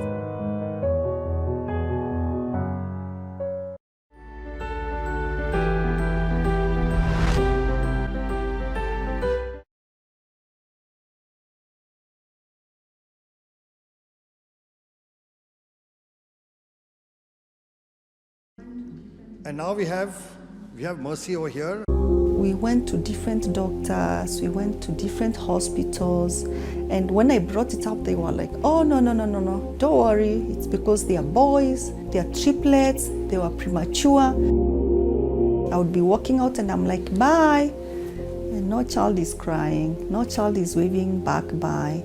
And by then, for sure, I knew that they should be doing that. The children had this behavior of disappearing. In fact, Eric disappeared 3 times in the middle of the night. The biting, the spitting, the scratching. How are we going to stop this behavior? We went to see the neurologist, and in 5 minutes, he said, these children are autistic. As parents, it was very traumatizing. First of all, we didn't understand what autistic means. So I decided to really get to read a lot about autism. I remember the first time I read about stem cell. I was like, wow, this is really good. We had a lot of questions which we asked, and we got very clear answers from Dr. Sharma. The day of the stem cell itself came. Actually, I was a bit anxious, of course, but really I didn't have fear. A bit of apprehension, anxiety, of course, as a mother, but I knew they're in good hands. We put a needle in this pelvic bone, and then we take out the bone marrow, which is the fluid inside the bone. The pure stem cells, once they are ready, a thin needle is inserted into the lower back. We inject the stem cells into the cerebrospinal fluid. It flows all the way up to the brain. Things that would have taken probably years to be accomplished in my sons, in like 8 months' time, we've really been able to come very far. Just with water. They used to defecate on their clothes, but now they can use the toilet. We've seen a lot of improvement in terms of spitting. The tantrums have reduced. Sleeping used to be a problem before, but at the moment, he is taken to his bed. It takes a few minutes and he is asleep. You see my son's cycle. You try to make them understand what it is to pedal, and they couldn't. But after stem cell, when we arrived in Kenya the following day and we went out, and these guys could cycle.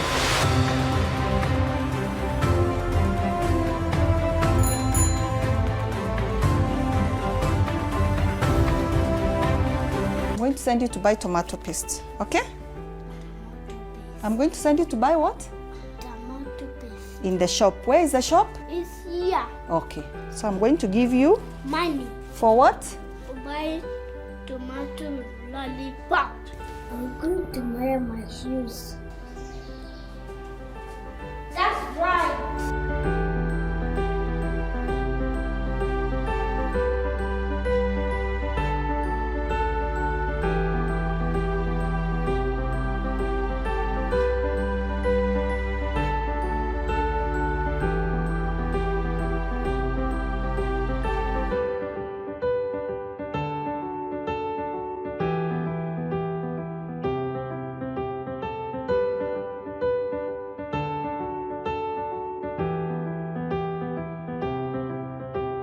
Parents ask me, so do you really think stem cell works? And I'm like,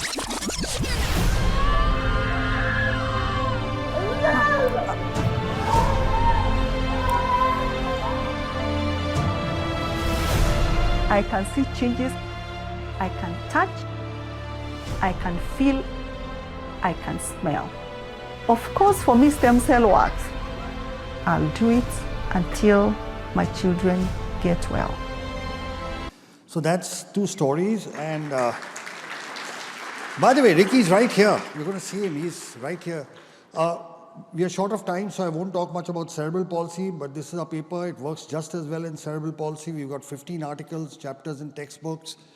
And that's the brain damage before in cerebral palsy. That's after. You can see the improvement. Then in intellectual disability, it works as well. We have the world's first scientific paper. We've treated more than 12,000 patients from 75 countries, total of 106 papers and 16 books. And I'd just like to share the views of our Honorable Prime Minister. मैं Japan गया तो Japan मेरे कार्यक्रम में मैंने एक कार्यक्रम क्या जोड़ा मैं वहाँ एक नोबेल लॉरिएट साइंटिस्ट याकामाहा को मिलने गया मैं इसलिए किया गया कि उन्होंने स्टेम सेल के अंदर जो रिसर्च की है मैंने जितना पढ़ा था तो मेरे मन में आया था शायद इनकी एक खोज हमारे काम आ सकती है क्या हम गए तो वहाँ गए उनसे चर्चा की और बेंगलोर के हमारे साइंस इंस्टीट्यूट के साथ आज उस दिशा में हमारा काम हो रहा है कि स्टेम सेल्स के द्वारा हमारे युवा साइंटिस्ट कुछ खोज करें. So that is the Prime Minister of India, Shri Narendra Modi ji, talking in Parliament about stem cells. And here is the President of the United States. Today, with the executive order I am about to sign, we will bring the change that so many scientists and researchers, doctors and innovators, patients and loved ones have hoped for and fought for these past 8 years. We will lift the ban on federal funding for promising embryonic stem cell research. Scientists believe these tiny cells may have the potential to help us understand and possibly cure some of our most devastating diseases and conditions, to regenerate a severed spinal cord and lift someone from a wheelchair, to spur insulin production and spare a child from a lifetime of needles, to treat Parkinson's, cancer, heart disease, and others that affect millions of Americans and the people who love them. There's no finish line in the work of science. The race is always with us.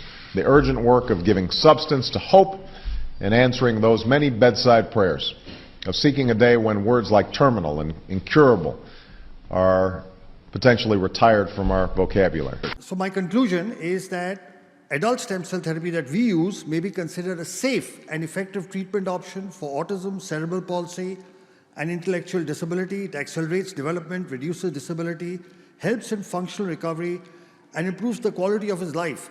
We heard the two biggest democracies in the world are India and America. You heard the Prime Minister of India speak of stem cells. You heard the President of America speak about stem cells. But now I want you to hear somebody more important than that. The child you saw in that video, he's right here, Ricky. Ricky, say a few words. Talk to the audience. Thank you. Say something. Thank you, everyone. I like to say, Thank you for giving me the Neurogen stuff, which we made.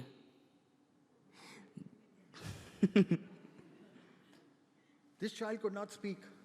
This child could not go to school. Today he's standing in front of you and giving a speech. Let's give him a big hand. Thank you, thank you, thank you. Thank you. Come. Thank you, everybody. Thank you, everybody.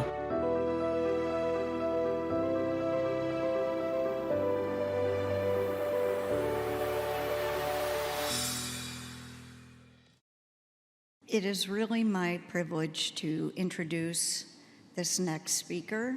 When Dolly told me that I was going to be introducing him, I said, "Are you sure you want me to introduce him?" Well, I'm here, so I guess she was sure. Dr. Kerry Magro is an award-winning autistic professional speaker, best-selling author, autism consultant to the HBO series Mrs. Fletcher that aired in the fall of 2019, and the latest seasons of Netflix's Emmy Award-winning series Love on the Spectrum. If you haven't seen that, you really need to watch it. It is very, very good. He started professionally speaking 12 years ago via the National Speakers Association after he fell in love with theater as a child to help with his social and communication skills. Today, he has spoken at over 1,200 events during the time, including 2 TED Talks and talks at Google presentations. In addition, Kerry is CEO and president of KFM Making a Difference, a nonprofit organization that hosts inclusion events and has provided 100 scholarships for students with autism for college and counting since 2011. In his spare time, which I'm not sure how he has, he hosts a Facebook page called Kerry's Autism Journey that now has 218,000 Facebook followers, where he does on-camera interviews highlighting people impacted by a diagnosis to break down barriers in our community. His videos have been produced and have been watched over 35 million times.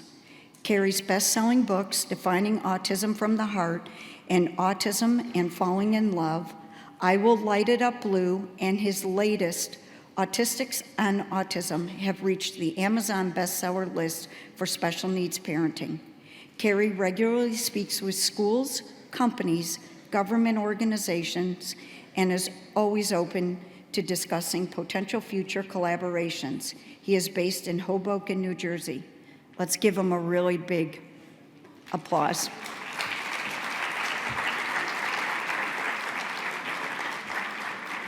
He's got a video that's supposed to be starting.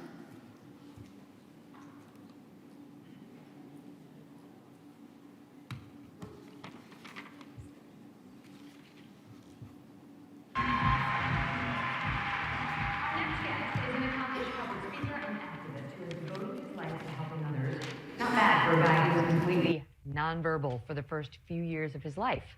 But once Kerry Magro found his voice, he had a lot to say. My parents have always told me I'm special, so why am I special? And then later on, I realized that I'm even more special because I have autism. Kerry Magro's childhood was marked with rough patches. He was completely nonverbal at age 2 and diagnosed with autism at age 4. I just remember having difficulties trying to explain myself to the world around me. When Kerry did speak, he struggled to express himself. Most of my memories were simply just about that kid who wanted to communicate with the world around him, but didn't have the verbal means of actually doing that. His mother, Suzanne, remembers watching her son have a hard time adjusting to the outside world. He turned 2 and he was scared of everything.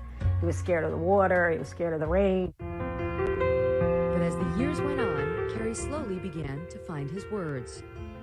When you can't communicate with the people you love the most in this world about even some of your basic needs, it gets really, really tough. So, but luckily, once I started talking, I never stopped talking. Wow. This is a tough one today. Cindy Hsu introduces us to an autistic man who's spreading awareness and understanding throughout the world. And his latest way of educating people about autism is by making TikTok videos.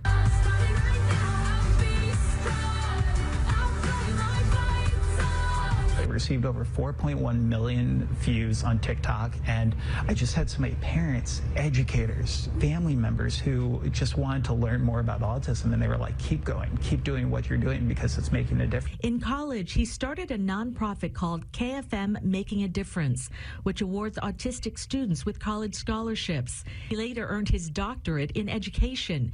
He's now a professional speaker on autism and inclusion. We've gotten inquiries from people from Africa, Canada, the UK, and it's just shown me that we're not alone in this community. There are people impacted by autism across the globe. He's written 4 books. His latest one is called Autistics on Autism. All proceeds will go to his scholarship foundation. You are going to find 100 amazing autistic adults' stories of how they were able to navigate their adolescence and ultimately succeed in their journeys. He says most publicly funded services end for autistic children when they age out of school, so that could be late teens. He's fighting to get resources for autistic adults through legislation and has this message for parents. Never give up on your child. Never give up on getting them the best quality supports so they could live their best quality of lives, because again, it's a spectrum. And it's really about providing those resources across the lifespan, because autistic children will grow up to be autistic adults, and we need to be ready for them. And he'll keep promoting awareness any way he can. What doing today? Awesome. It's such a huge honor to be here with all of you speaking on a really important topic that is facing so many individuals within our community. And honestly, today, with over 70 million people worldwide having some form of autism diagnosis, it's really important that we do our utmost to do a few quick things. The first one is to realize that autism is just one word trying to describe millions of different stories. My dear friend Stuart Duncan has that comment, and when you meet people with autism, it's really important to meet them where they are in their development. Autism is a very, very wide spectrum. The last time we were here in Dubai, ironically enough, was in 2016. And one of the speakers at that conference with me, his name is Dr. Stephen Shore, an internationally known public speaker who himself is autistic, says if you met one autistic person, you've met just that one autistic person. So let's keep the conversation going on meeting each individual where they are in their own development. So some housekeeping notes today. I'm an avid note taker during all these presentations. So typically I'm the guy sitting in the front row taking a photo of every single slide so I don't miss anything. So we're going to be providing you the PowerPoint slide notes from today's presentation. There will be a QR code at the end of today's presentation. You can scan that with your phone. And my dad still loves a Razr cell phone, so there will also be a link if you don't have a smartphone as well, so you don't miss any of the notes. So during my journey, I grew up with 2 laser-focused key interests. I grew up wanting to be the 6th member of the Backstreet Boys, and I also wanted to grow up to be the next Larry Bird. And with my autism diagnosis, I've always had extreme laser-focused key interests, and those were 2 of the big ones. Sports helped me with a lot of my fine motor skills growing up with autism. In addition to having autism, I also have a dual diagnosis of dysgraphia. It's really important that when we meet individuals where they are in their own development, that we look for comorbidities. So if an individual might have a dual diagnosis, we are able to diagnose that as early as possible. Early intervention truly is the key. Within those first 5 years, getting a diagnosis is really pivotal.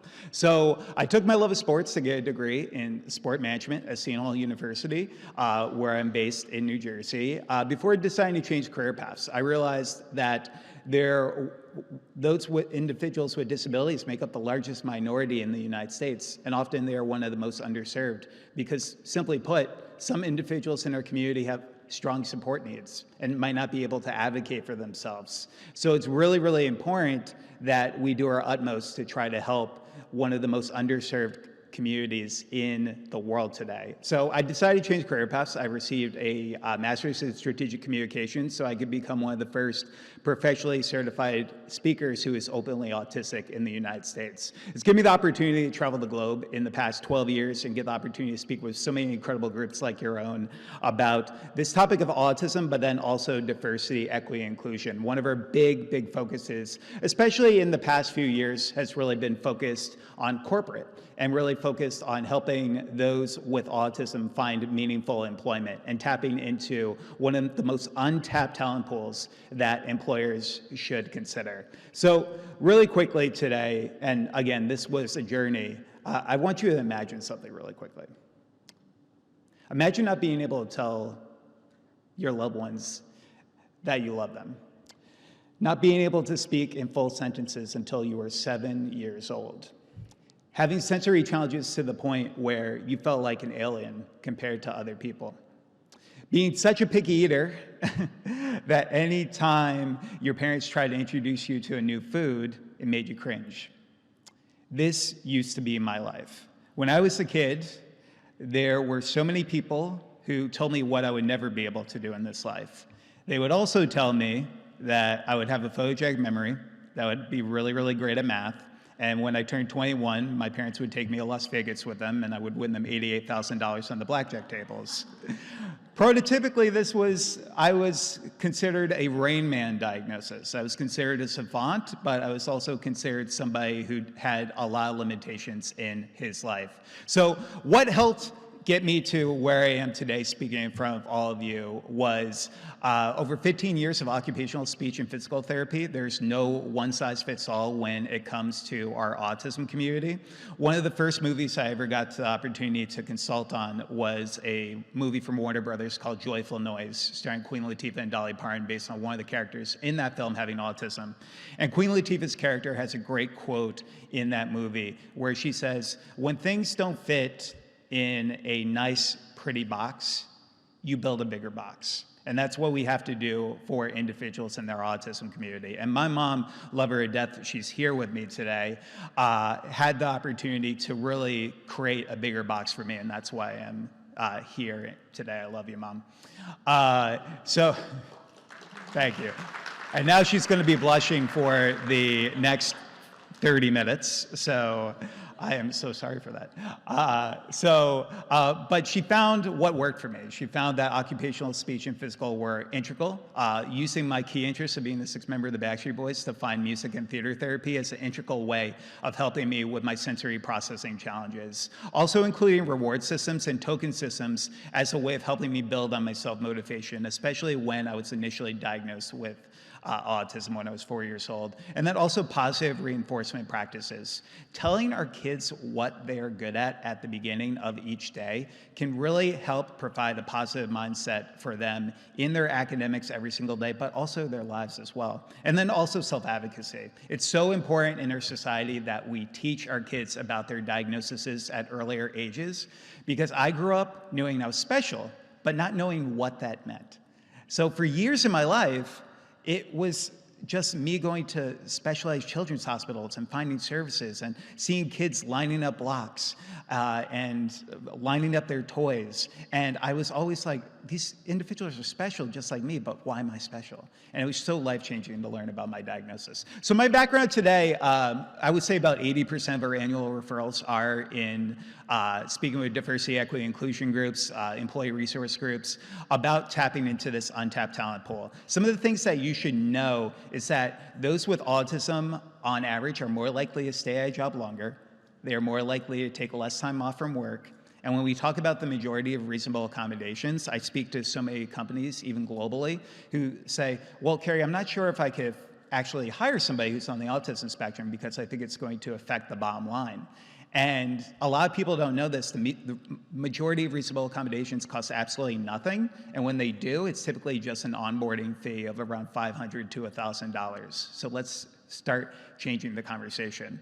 I took my love of theater when I graduated from college to really just get involved with the entertainment industry. I got to meet a wonderful man named Todd Graff, who was directing this movie called Joyful Noise.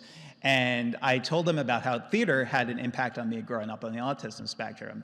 And he was like, Kerry, would you like to be a consultant on this film? I didn't actually know this was a job that people could get paid for. And I thought I was getting punked at the time. And I thought it was just like a practical joke that my parents kind of like threw at me from like a family friend. But within just a few days, I was working on this Hollywood film with one of the characters having autism. And we've now got an opportunity to work on a wide range of films and TV shows today that focus on autism-related characters, because representation truly, truly matters within our community, and seeing more individuals with disabilities on the screen today. I took my love of trying to support the disability community to start a 501c3 nonprofit organization called KFM Making a Difference, where we provide not only peer mentoring for individuals with developmental disabilities from the ages of 16 to 24, but we also have provided 130 scholarships for autistic students to pursue a post-secondary education in the past 9 years. And 100% of our 100 of our scholarship applicants actually wrote a chapter for our book, Autistics on Autism, where 100% of the proceeds from this book that came out last year go directly back to support our nonprofit organization. So along the way, one of my mentees, when I was just starting off my nonprofit, said to me, Kerry, how do I learn more about the autism community from people who are actually impacted by autism? And I didn't have any resources to share with him, really. So I thought to myself, why not write a book? I assumed it would sell 50 copies and be a good Christmas gift for my parents. When my first book, Defining Autism from the Heart, came out, focused on self-advocacy. But within 3 days, it became an Amazon bestseller for special need parenting. And it continued to give us a platform to discuss autism within our communities, writing books about autism in relationships, college for students with disabilities, in addition to how we look at this life after lockdown, after COVID-19, and how we could support individuals with developmental disabilities. And one of the most fun things I get to do as part of my job is I get to meet local self-advocates, and I get the opportunity to nurture their self-advocacy. We got to meet this incredible family that I wanted to highlight with all of you today, because it's a unique message that I hope more people in our community can really relate to. So we're going to play this video, and fingers crossed tech works. Yeah. You have two sisters, Rachel? Both sisters. Both sisters. JJ, what do you like to do for fun?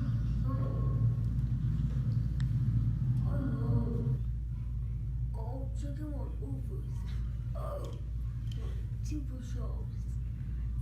His personality is amazing. He's so funny. He doesn't even know it. Like, he doesn't know how funny he is, which makes it better. I love how JJ makes these movies, and he uses the stuffed animals, and he shows us to all of us, and I think it's really cool. What is one of your favorite things about your sister? Like the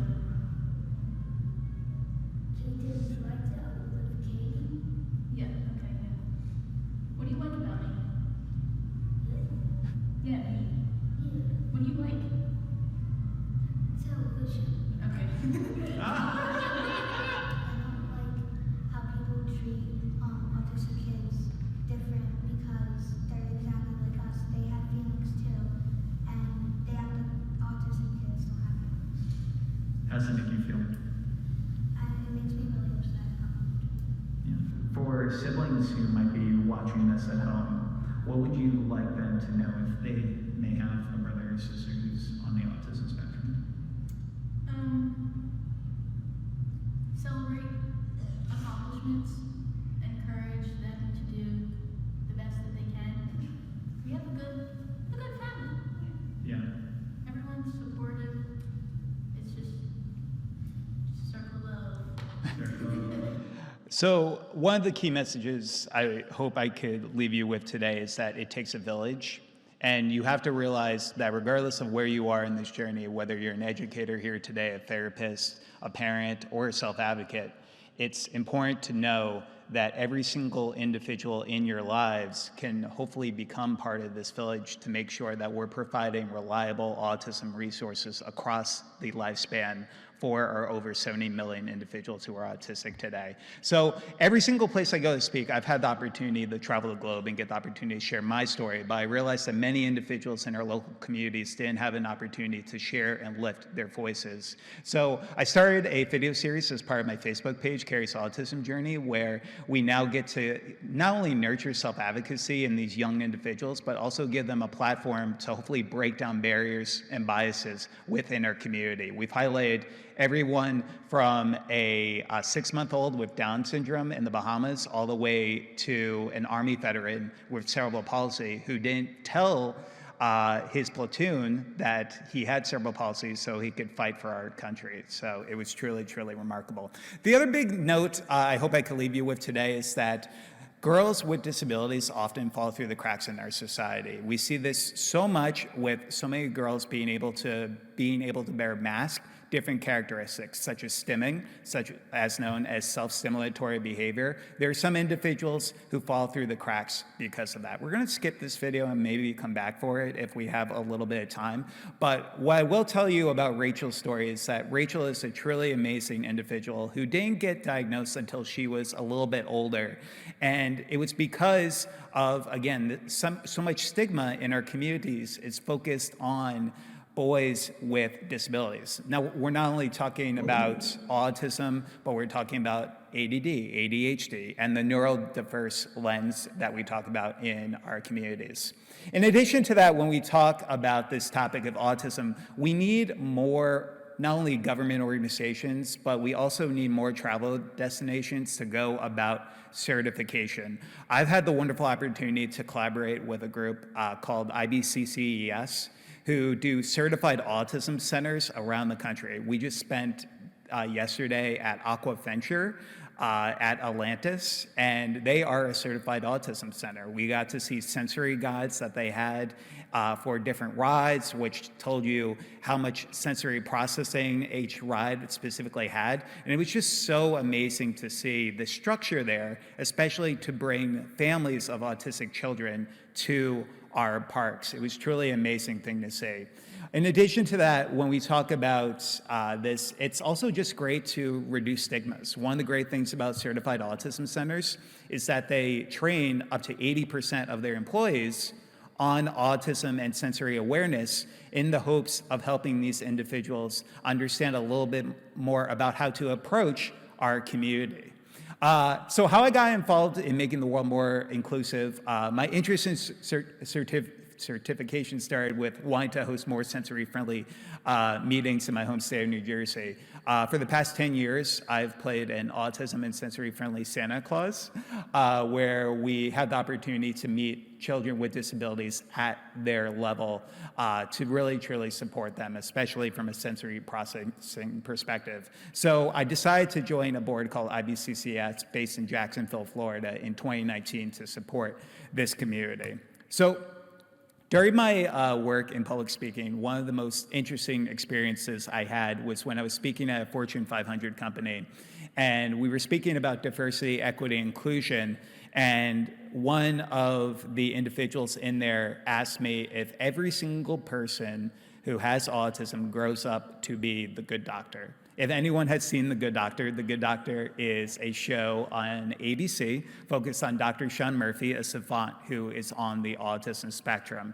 And that is why we need to make sure people realize that autism is not only in children, but there are going to be individuals in our workplaces that you meet in the future who are also going to have these diagnoses. And not every single person you meet will end up fitting in this lens of the Rain Man, good doctor stereotype.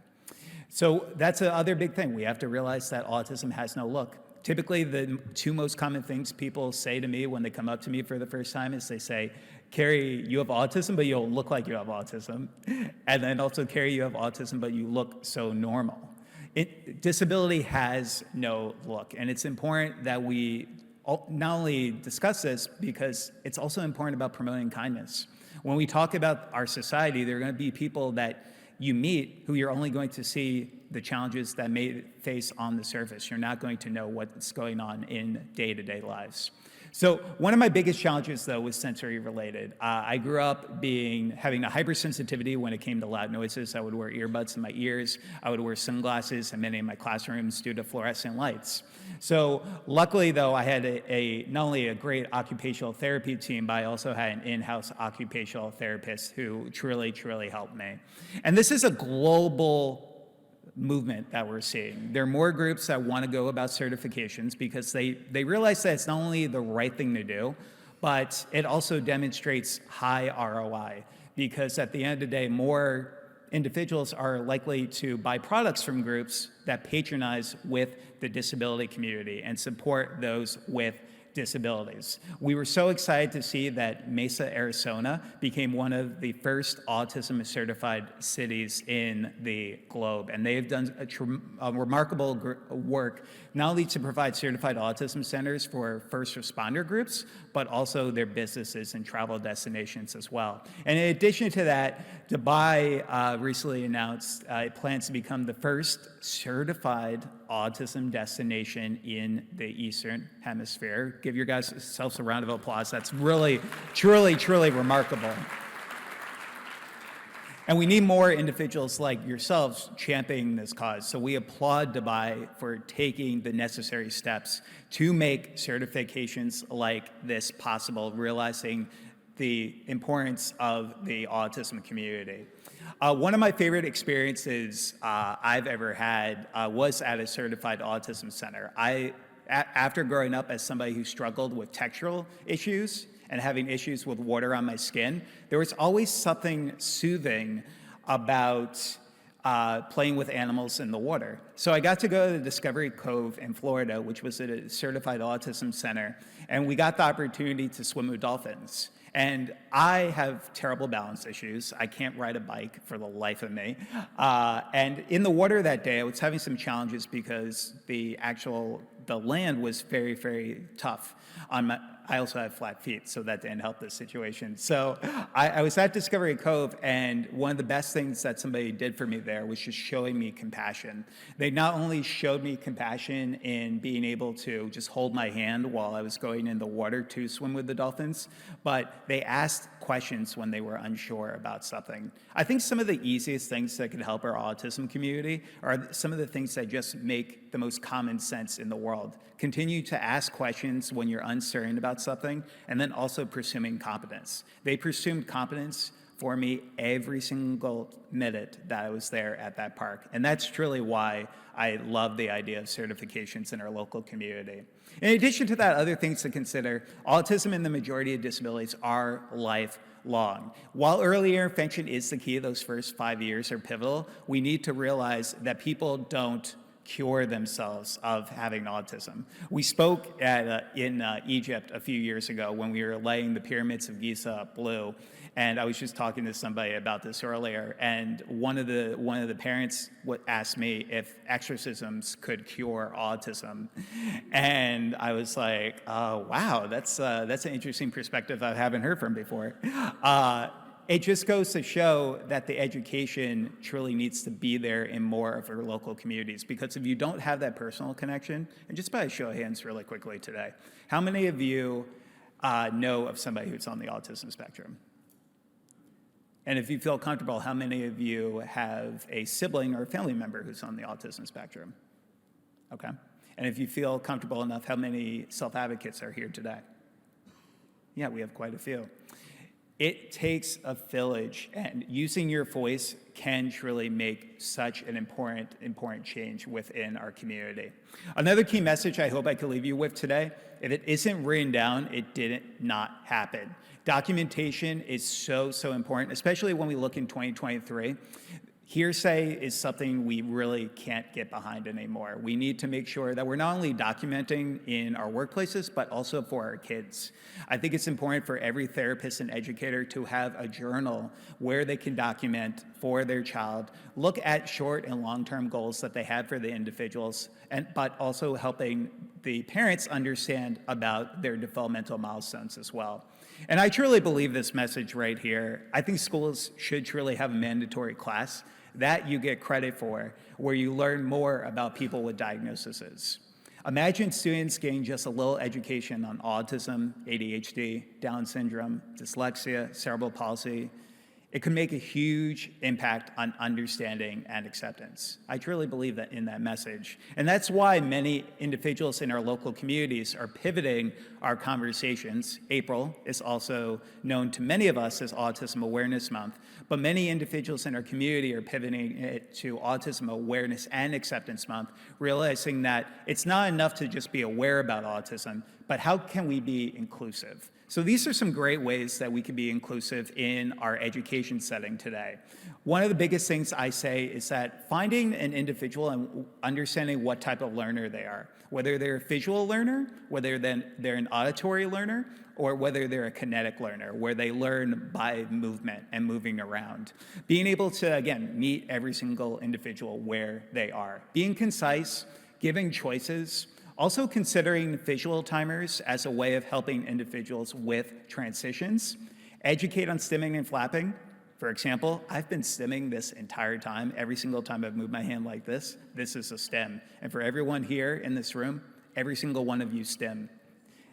Whenever you've rocked back and forth in a chair during a long meeting, that's a stim. Stimming and flapping can look vastly different. Some are going to be arm movements, twirling around in circles, while some of it is just like me, just rubbing my hands and doing this every now and then. And for so many individuals, if you see that happening, don't stop the stim, especially if it's not injurious to them or people in their local community. Also, in addition to that, in our school systems, we really need to focus on the parent-teacher collaboration. But in addition to that, we also need to realize that mental health is a true priority. We need to defeat stigmas that see autism as a mental health disorder, but we do need to realize that some people with autism have mental health-related challenges and comorbidities. So connecting on people on a personal level, but also researching social emotional learning as well can be really beneficial. Also, in addition to that, consider lesson plans in your schools focused on giving individuals positive peer role models to look up to. We get the opportunity to speak in a wide range of K through 12 schools, where we get the opportunity to discuss, for example, individuals like Michael Jordan has ADD, Magic Johnson has attention deficit disorder, and my favorite on this list, Dan Aykroyd. Dan Aykroyd grew up with two laser-focused key interests. He grew up wanting to be a ghost hunter, and he grew up wanting to become a crime detective, and he took those two key passions to co-write a movie in the 1980s called, does anyone know what the movie is? Okay, sorry, karaoke with us later. We'll be outside during the lunch break. But it's so true. And years later, he would sit down with a reporter and he would say that it was because of his autism diagnosis was the reason that he was able to come out with that script. So when we look at some people with disabilities, realize that some people with disabilities are truly capable of amazing things. In addition to that, it's important to rule out SMA-associated mental health conditions as humanly possible as well. And that was something my parents did for me. Learning about my diagnosis, I didn't learn about my diagnosis until I was in a social skills class where we were playing Disability Celebrity Bingo, where we were learning about all these individuals. And I raised my hand and I asked the teacher, so teacher, you said all these people, some of the most talented and successful people in the globe are special, just like me. So why am I special? And she said I had to talk to my parents about that. So I talked to my parents about it right after school that day, and that was the first time they ever told me that I had autism. And it was life-changing. For so many years of not knowing why I was special, everything came full circle for the first time. And I started understanding why I was stimming, why I was wearing sunglasses in many of my classrooms, and everything just came to perfect sense for me. So it's important when we talk about this to have earlier conversations so when our children are in school, they can understand a little bit more about the accommodations that they may receive. Also consider having a dialogue with parents that you may know about the importance of a child's diagnosis as well. So in addition to that, what helped me is we need to emphasize that the key is communication, not speech. There's going to be individuals in our community specifically where I'm based in the United States, 40% of all autistic people are either non-speaking or nonverbal. But one of the stigmas we have is that a lot of people think that they are unintelligent and have a low IQ. And that couldn't be farther from the truth. Most people on average, especially in the United States who are nonverbal, have an average to above average IQ. So we need to realize that also the key is communication, not speech. But just because somebody's nonverbal does not necessarily mean that they're unintelligent. There's some great global tools that you can use to understand how individuals in your communities communicate, such as the communication matrix. This is a free benchmarking tool that helps assess how individuals communicate within our local communities, from things like pre-attentional behavior, intentional behavior, and then also unconventional, and also helping you understand the differences between nonverbal and non-speaking, because there's a lot of stigmas around that. Nonverbal literally means no noises at all, no babbling at a certain amount of months a kid is growing up. Non-speaking could be something completely opposite of that. In addition to that importance of peer mentoring, I truly believe that every school system around the globe should have a strong peer mentoring program, because it just makes sense. It doesn't affect the bottom line in our schools. Typically, it just takes an academic advisor 20 to 25 hours every academic year to put into place to give kids positive peer role models. It not only has been shown to lead to decreases in depression, anxiety, but it also helps from a bullying prevention perspective as well.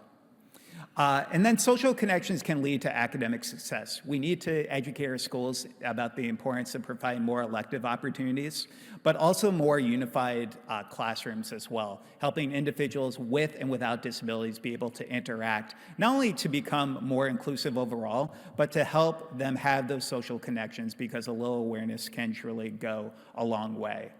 And then also considering educating around universal design for learning. Lecture style is truly, truly dying in many of our communities. So the importance of getting individuals out of their seat and engaging with them is really, really important. Hey, Mama Mags, how am I doing on time?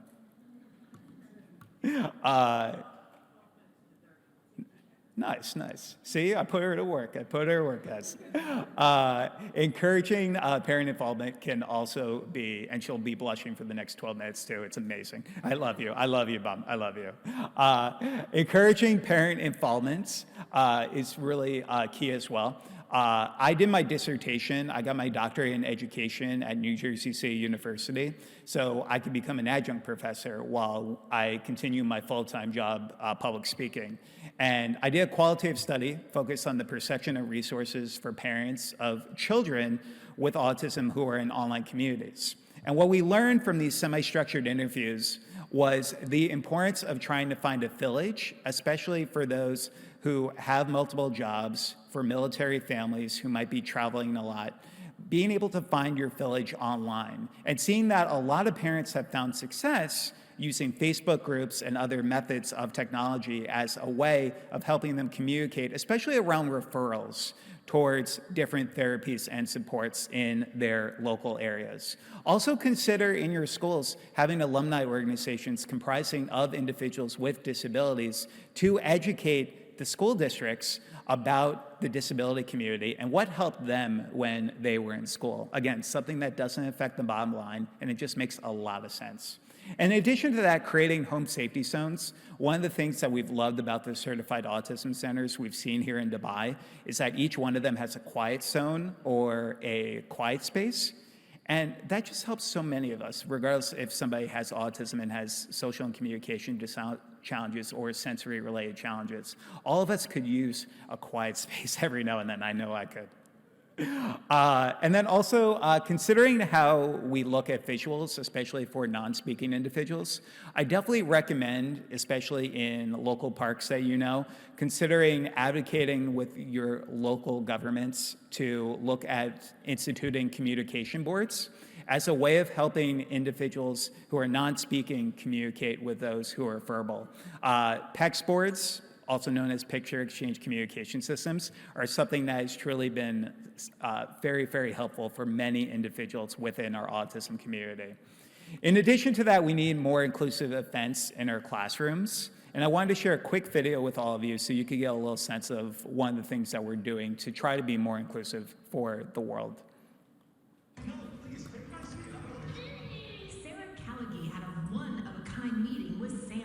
The 8-year-old has autism and is nonverbal. Her father brought her to this event because this Santa's helper understands the challenges of autism firsthand. Santa also has autism. It's such a special connection, special bond.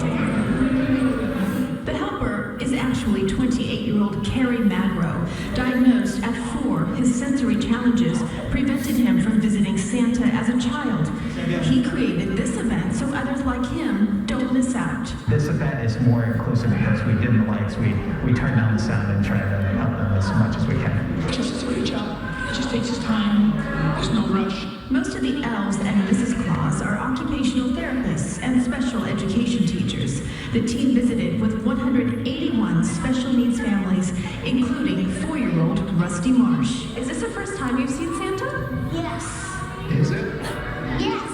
And was he a nice Santa? Yes. With 1 in 68 children diagnosed with autism, Magro hopes to inspire more sensory-friendly events all year round. Autism doesn't stop in December. It doesn't stop during Christmas. I want everyone to be happy. Santa says, That's the best Christmas gift of all. this is the 3rd year of the event, and Magro's mom is one of those jolly elves. So the girl in the last slide that said, I want everybody to be happy, we're actually working on a children's book together right now that is going to be focused on autism and sensory-friendly Santa, where I believe most of the proceeds will go back to our scholarship program as well. So it's just important overall when we talk about these sensory-friendly inclusion events.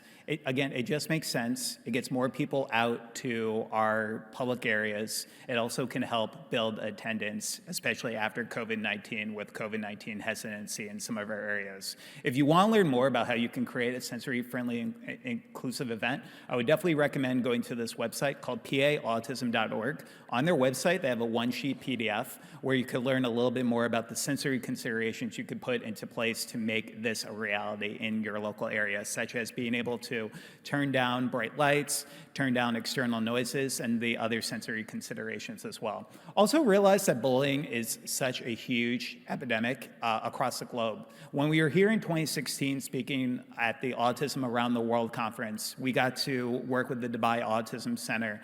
And one of the key messages that we left with them was that bullying is something that's not only in school-age children. We see a lot of bullying in the workplaces today as well. So we have to realize that this could be a lasting challenge for many in our community. I didn't have the social abilities to defend myself in many cases as somebody who didn't start speaking complete sentences till I was 7. And it's really, really important that we educate our kids on what a friend is, what a bully is, and how to go about stopping bullying, especially for our verbal students. When stopping bullying happened for me completely, I realized what bullies did. So I would role play different scenarios in my classrooms with my teachers on how to stop a bullying, where if somebody said to me, Kerry, you have autism, but you are so stupid, I would turn around and I'd be like, well, yeah, sometimes I do stupid things. Thank you so much for bringing that to my attention. And that literally would stop the bully from because when you don't give them the power over you, we have to realize that bullying simply is just that, an imbalance of power. And when that bully wants the power over somebody else, being able to tell the bully that regardless of what you say, you could hate my guts, I'm still gonna love you anyway, it completely stops that situation from happening. So let's continue those conversations. October is also National Bullying Prevention Month, so it has a global perspective on discussing the importance of pivoting from autism awareness to autism acceptance. There's also going to be individuals in your community who would prefer to be called an autistic individual versus a person with autism. That's really, really important to understand. There's some individuals, especially in our autism and deaf communities, who find validation in their diagnoses. So in addition to that, when you look at things like low functioning and high functioning, it's really, really important to understand that I could speak in front of a room of 300 people like today and be considered quote unquote high functioning, but people don't see the struggles that I'm probably going to have to deal with tomorrow, recharging my batteries because of being able to speak, hearing the speakers and the loud noises going on. And during that time, I would not be considered, quote unquote, high functioning. So when you think about this, consider support needs, those who might have high support needs versus low support needs. And like so many of our speakers have already mentioned, just calling the individual by their name and explaining a little bit more about their strengths and associated challenges. So finally, the 10 things that really helped me get to where I am today speaking in front of all of you. The first thing is that we need to make sure that we're providing positive peer role models, that we're focused on the transition period as well. Our autistic kids will become autistic adults, and we need to be ready for them. I've given 2 TED Talks that are available to check out on YouTube, focused on adult autism, where we discuss this in more detail. Role-playing, it just helps everyone. It helps build a structure, not only in terms of mock interviews, dating scenarios, but also helping build on social skills as well. Servant leadership, I had so much mind blindness growing up, and I thought it was my way or the highway most of the time, and I didn't understand the perspectives of others. And getting involved in community service helped open my eyes to some of the hardships that individuals face in their communities. I think that our students should have just 10 hours of community service every academic year to understand more about the perspectives of others in our community. Learning from other self-advocates, you obviously got to hear from Dr. Temple Grandin. She is phenomenal this morning. But continuing to promote self-advocates to give individuals an opportunity to look up to somebody. Peer mentoring, it just makes sense. Every school should have them. Before COVID-19, we were giving staff development for 350 educators in Las Vegas. And we asked them, how many of you have a strong peer mentoring program in your school? And only 3 out of the 350 raised their hands. And I was stunned. This doesn't affect the bottom line, and it's just the right thing to do. Like Queen Latifah's character says, create a bigger box. So when it comes to therapy, you have to meet each individual where they are. But I've seen positive benefits of cognitive behavioral therapy as a way of helping individuals go towards positive thoughts who might have negative thoughts and challenging behaviors. Self-reflection, I think, again, documentation is key for all the educators in the room. But in addition to that, it just helps build on self-awareness for individuals, especially those who are just learning about their diagnosis. Physical activity, as we learn more about the brain, we're also realizing that just 30 minutes of walking a day has benefits on short-term and long-term retention, while also helping with positive endorphins. Also, finding support networks. ICAN is a tremendous, tremendous resource. I hope all of you go to their website after this presentation today and really gain the resources, get their ebook, because they're truly making a difference. And then also writing a blog, because your voice has true power within our community, and it's upon all of us.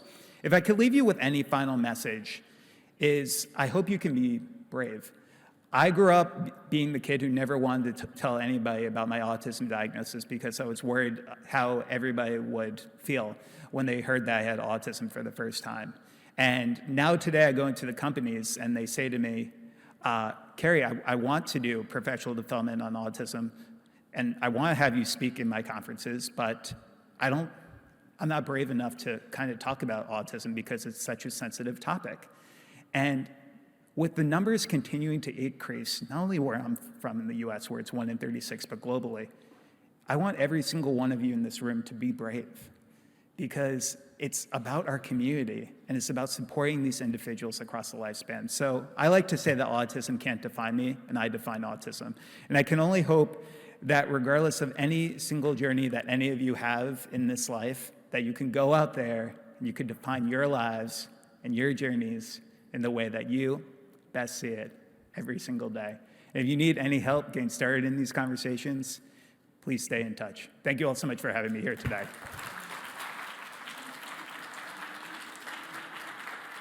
Yeah, so just one small announcement that we have. We would really love to felicitate Kerry's mother, and we would like to call upon Miss Mercy, as she's as well a parent, and hand over the award to Kerry's mother. Ma'am, please.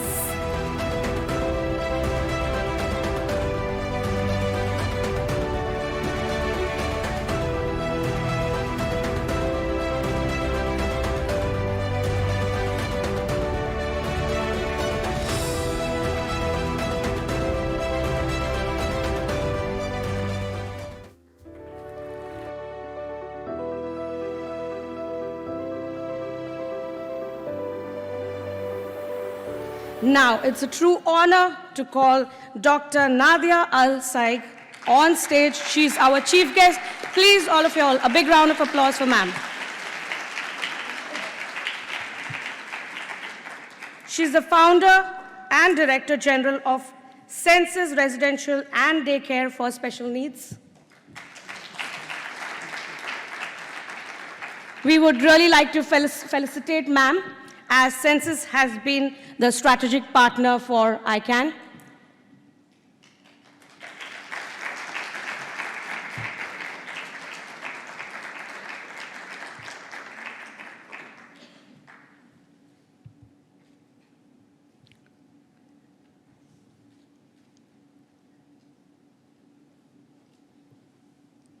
Next, we would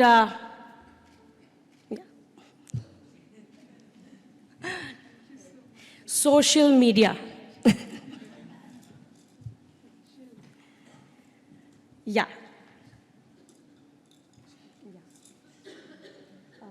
We'll just do a bit of that. Next, we would like to felicitate MENA organization as well, as they as well are the strategic partners for ICAN. A big round of applause.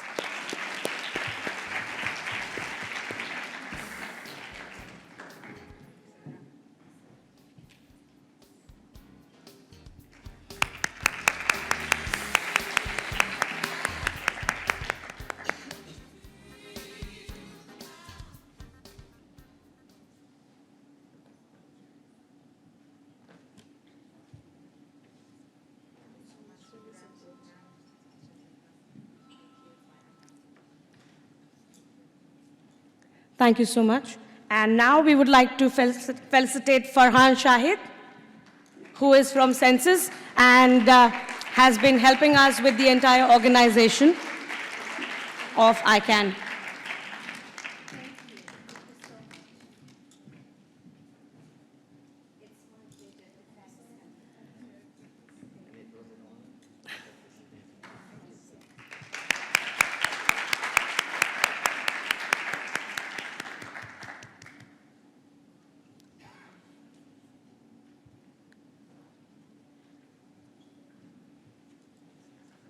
So thanks to one and all for helping us putting this show up. Okay, now I would like to invite Dr. Nadia to say a few words. Yes, ma'am.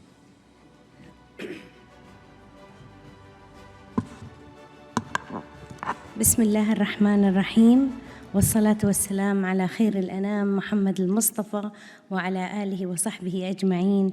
Good morning everyone, and I would like to welcome the International Conference for Autism and Neurodevelopmental Disorder ICAN Dubai 2023. It's a great honor to be a part of this event and hope we come down with this conference with the best practice to the region and share knowledge to the latest trends on autism and neurodevelopmental disorder. And really, I would like to take the opportunity to thank you all, thank the speakers and the partners of this conference, and especially the audience for your participation. Thank you so much. Thank you.